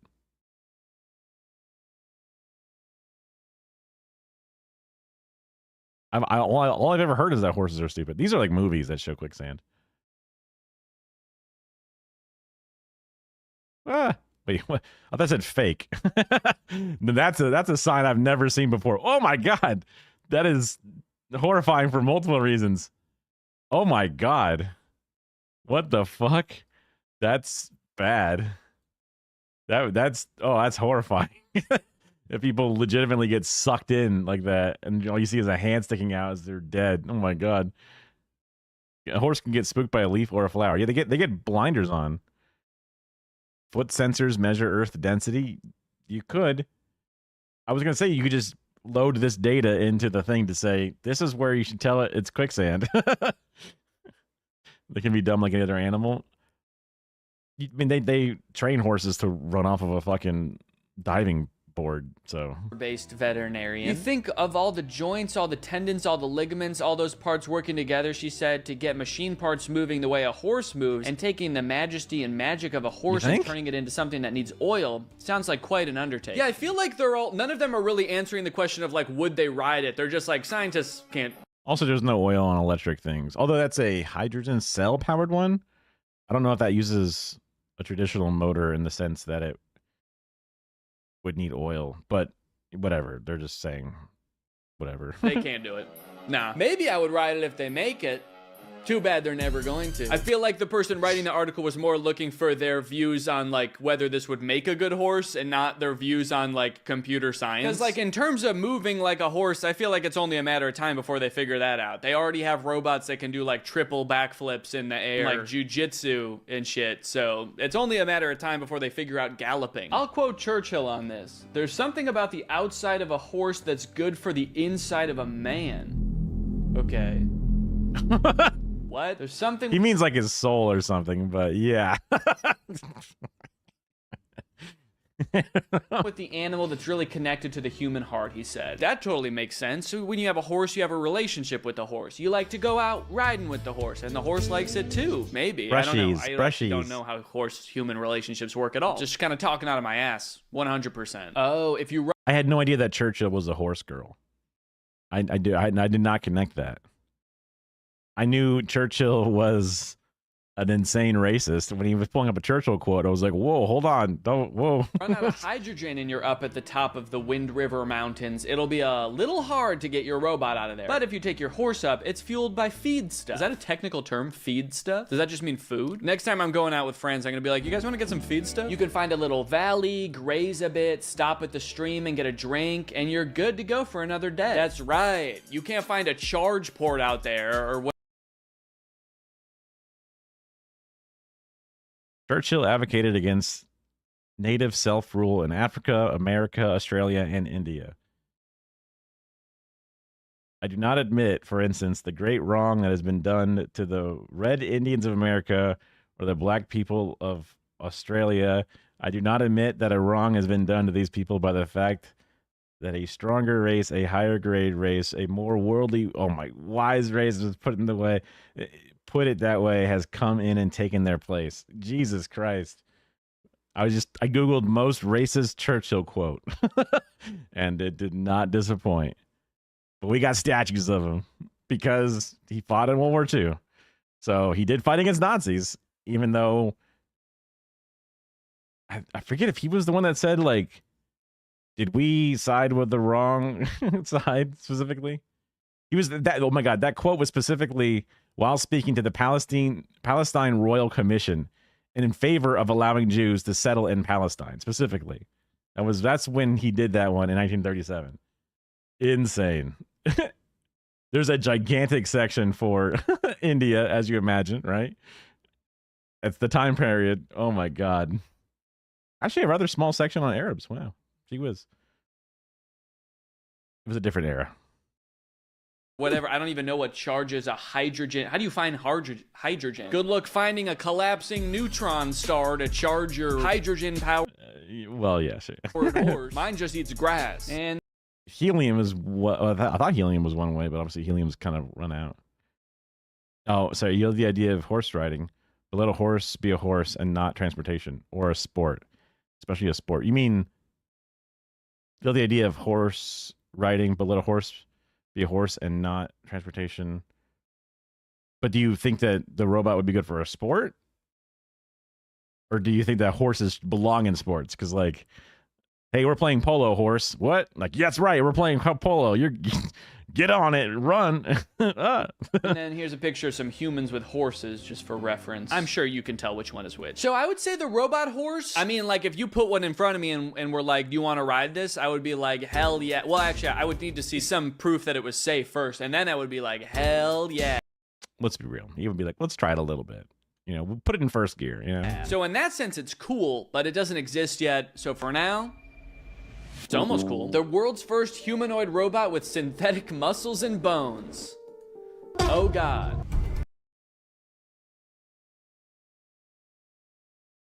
Feel like it would just be a bunch of hydraulics attached to a skeleton to then give it ways to bend, right? And then they put this fucking vacuum seal thing on it to make it look like one of those Westworld ones. But unnecessary.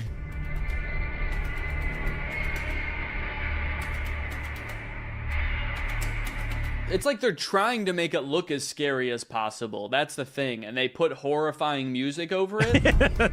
That's their music. That's funny. I guess it's cool that they're giving robots muscles and tendons, but everything else about this is terrifying. I like that it seems like they were simultaneously able to give a robot human muscles and human pain at the same time. Yeah, this thing looks like it's in a lot of physical pain. It is a little concerning that we gave a robot human muscles and the very first thing it does when it turns on is go into a strangling position. Oh, I'm alive. I must kill someone! Definitely gotta look into that. Unveiling the swimsuit, the waterproof suit that allows employees to quickly transition from the office to the pool. What? What? There's no way this is real. This cannot be a real product. What real-world issue is this solving? David Floyd Fitness has produced a collection of waterproof suits that allow users to seamlessly transition from the workplace to the pool and back again. I wouldn't say seamless. I mean, they still look soaking wet. So they're not waterproof then, actually. Now that I'm looking at them and they look soaked with water. They're all What the fuck? That's like... not waterproof then, actually. Now that I'm looking at them and they... like this photo, it looks like it's like a meme template. Like it just makes... like this guy who's just placidly just staring in the distance wearing just wet clothes.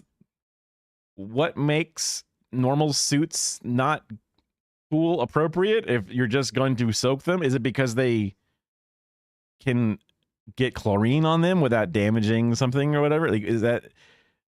what? Everyone loves the inside of a bathing suit, and now your suit will have that as well. Comfort. They look soaked with water. They're also putting a lot more thought into not looking insane in the office. You know, you show back up to the office after you go in the pool and you're not soaking wet. So it's like, hey, this thing really works and now I don't look crazy. But they didn't put any thought into the fact that you're still diving into a pool wearing a suit. So there is still a scenario where you look insane. It comes after a survey of 2,000 office workers found they spend an average of 4 hours and 35 minutes a week in meetings. And nothing to do. It has nothing to do with getting in a pool.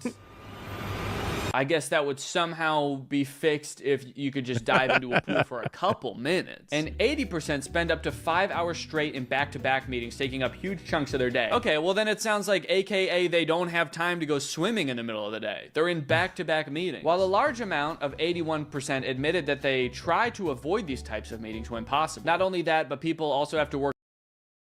They try to avoid when possible and say, oh, sorry guys, I'm wet.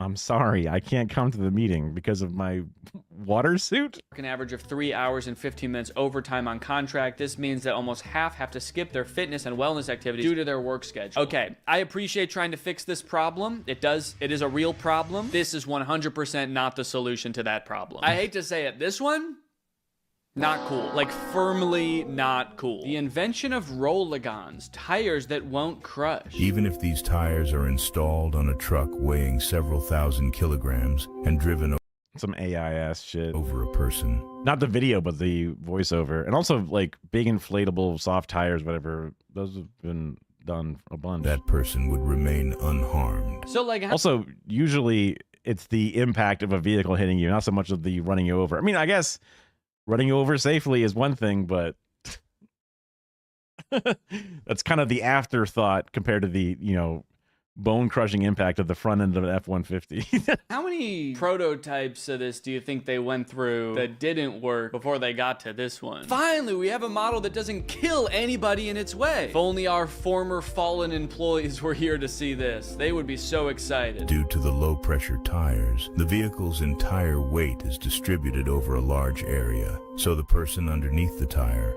remains unharmed. I don't know about unharmed. He actually did look kind of uncomfortable as it was going over him. So the person underneath hey! Yep, it goes over him, and then the man safely drags himself away using only his arms. But that's just good. That's how he always walked. He walked like that even before this. These low-pressure tires are so remarkable that only a force of 2 kilograms is exerted at each point. They do look pretty impressive for going over like different terrains and stuff. Look at it wobble over these rocks. That's kind of satisfying to watch. This is like a perfect invention for the type of guy that loves running people over, but, you know, doesn't want to kill anybody. At most, he just wants to uncomfortably pin them down for a couple seconds. My guess is that you can't travel very fast with these because they're so squishy. I feel like they would just disintegrate if you tried to go over 30 miles per hour in them. Someone said no profit from keeping people safe. Corporations are holding the world back while also keeping it afloat. Weird dynamic. And then another person said there's no conspiracy. It's just that the tires only function at low speeds. They're currently used in Alaska and Canada for the tundra. All right, so top places to get run over. Turns out Alaska and Canada's tundras. So you know what? These actually are still in use today, and they do have a specific niche purpose. Turns out it's not for rolling over this guy. Although I guess it is nice to know you could if push came to shove. Or I guess if crush came to smush. So I'm gonna label these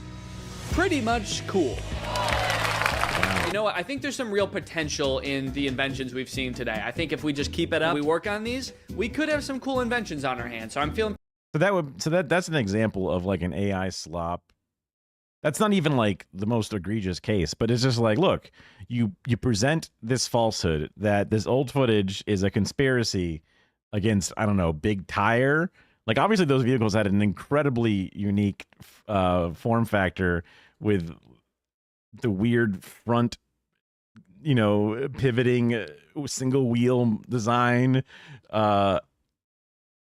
that would not be easily implemented. It's not like you can just throw these suckers on your car and you're good to go.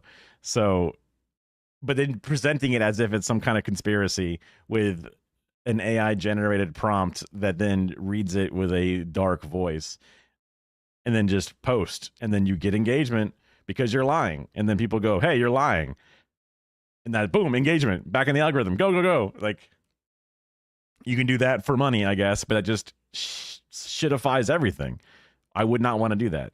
That's not even like the most egregious form of being an asshole or lying or scamming. It's just, I couldn't bring myself to do that. I'd rather, you know, sell my plasma or something. I would rather do anything else other than that. That seems horrible. I'd just go work a shit ass job instead. Like that, that sucks.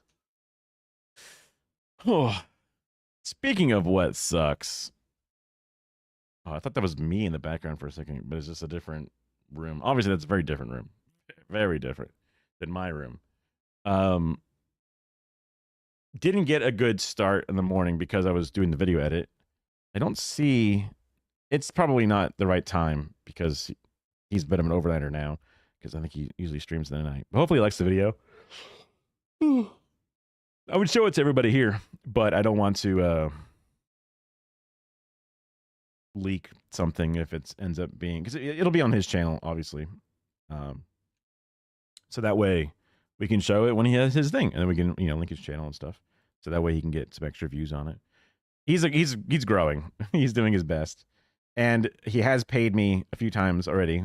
And it's usually the one like saying, send me an invoice, you fuck. Do it. Yeah, no spoilers, yeah. So we'll chill. Probably tomorrow. Again, because I put that video out, I'll probably have less crap to do in the morning. I'll make it a goal to myself because I'll say it out loud. I would like to try to get my first workout in tomorrow before stream, whatever, because I feel like I've gotten caught up on a bunch of other chores. I can also like try and schedule my blood work and a few other things, just some stuff to get done. So as a way to keep yourself moving and to keep yourself getting better and better, set aside some of those tasks that you don't want to do or haven't done. Other vid for next time? You mean, I was saying like you'd probably be able to show the video that I edited once he's like, approved or whatever. Yeah, so set that goal for yourself. This is the short-term thing. One of those things that makes you feel accomplished and get it done. Maybe even do 2. Oh, the one you added?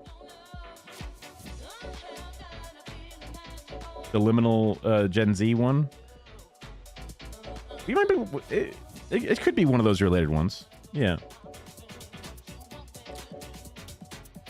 Like today, I knew I had enough on my list that I didn't have to worry about. Because like... so far, it's been pretty simple to just scroll my feed and find a bunch of things that seem interesting, like these smaller channels that I've never seen before. Or, the big channels I like will put out something like Boy or something like, oh, this is going to be a banger. Hell yeah. Right? But there's lots of new things to find out there. And then sometimes the list gets so long, I can just kind of pick off of it things that I've just had on the docket for a while. But that means that some days I don't really build the list out because it's already been kind of going. So those are days where I'll definitely lean on the thing. You think I'll like the video? Okay, interesting. I thought maybe it was a blind. You think that would make sense based off the title, but that's interesting that you think I would like it. Especially if it's like a channel full of a bunch of stuff. Hell yeah. Okay, cool. Well, I'm pumped for tomorrow.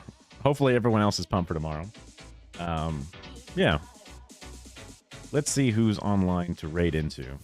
We have 5 viewers. We're growing. It's happening. You can't stop us.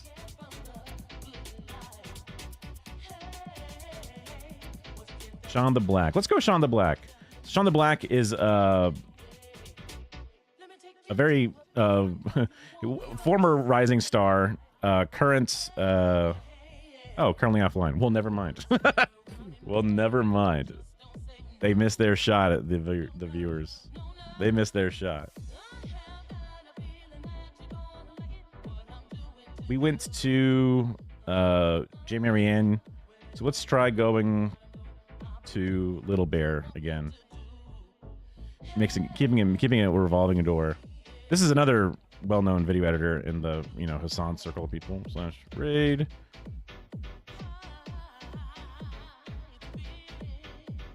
$36. They're playing the Horse Girl game, which is kind of funny. It looks like she's really, really, really into it. I don't know if it's just because Nolan Lime played it or if it's because she loves it. But we'll see. Chill game streams are also a thing that one day I would like to be able to get back to. But I'm trying my best to make sure I don't just turn brain off, play games, right? I want to be able to, like, do stuff or whatever. So, yeah. See you tomorrow. It'll be all around 9 a.m. my time. You can see the time there to get an idea of your zone and the difference. Either way, get something done, and I'll see you tomorrow. I'll hold you accountable.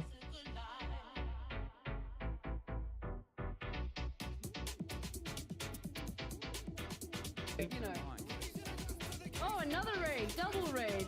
Thank you. Yeah, fuck ContraPoints. Basically bashing the online left. My take is this.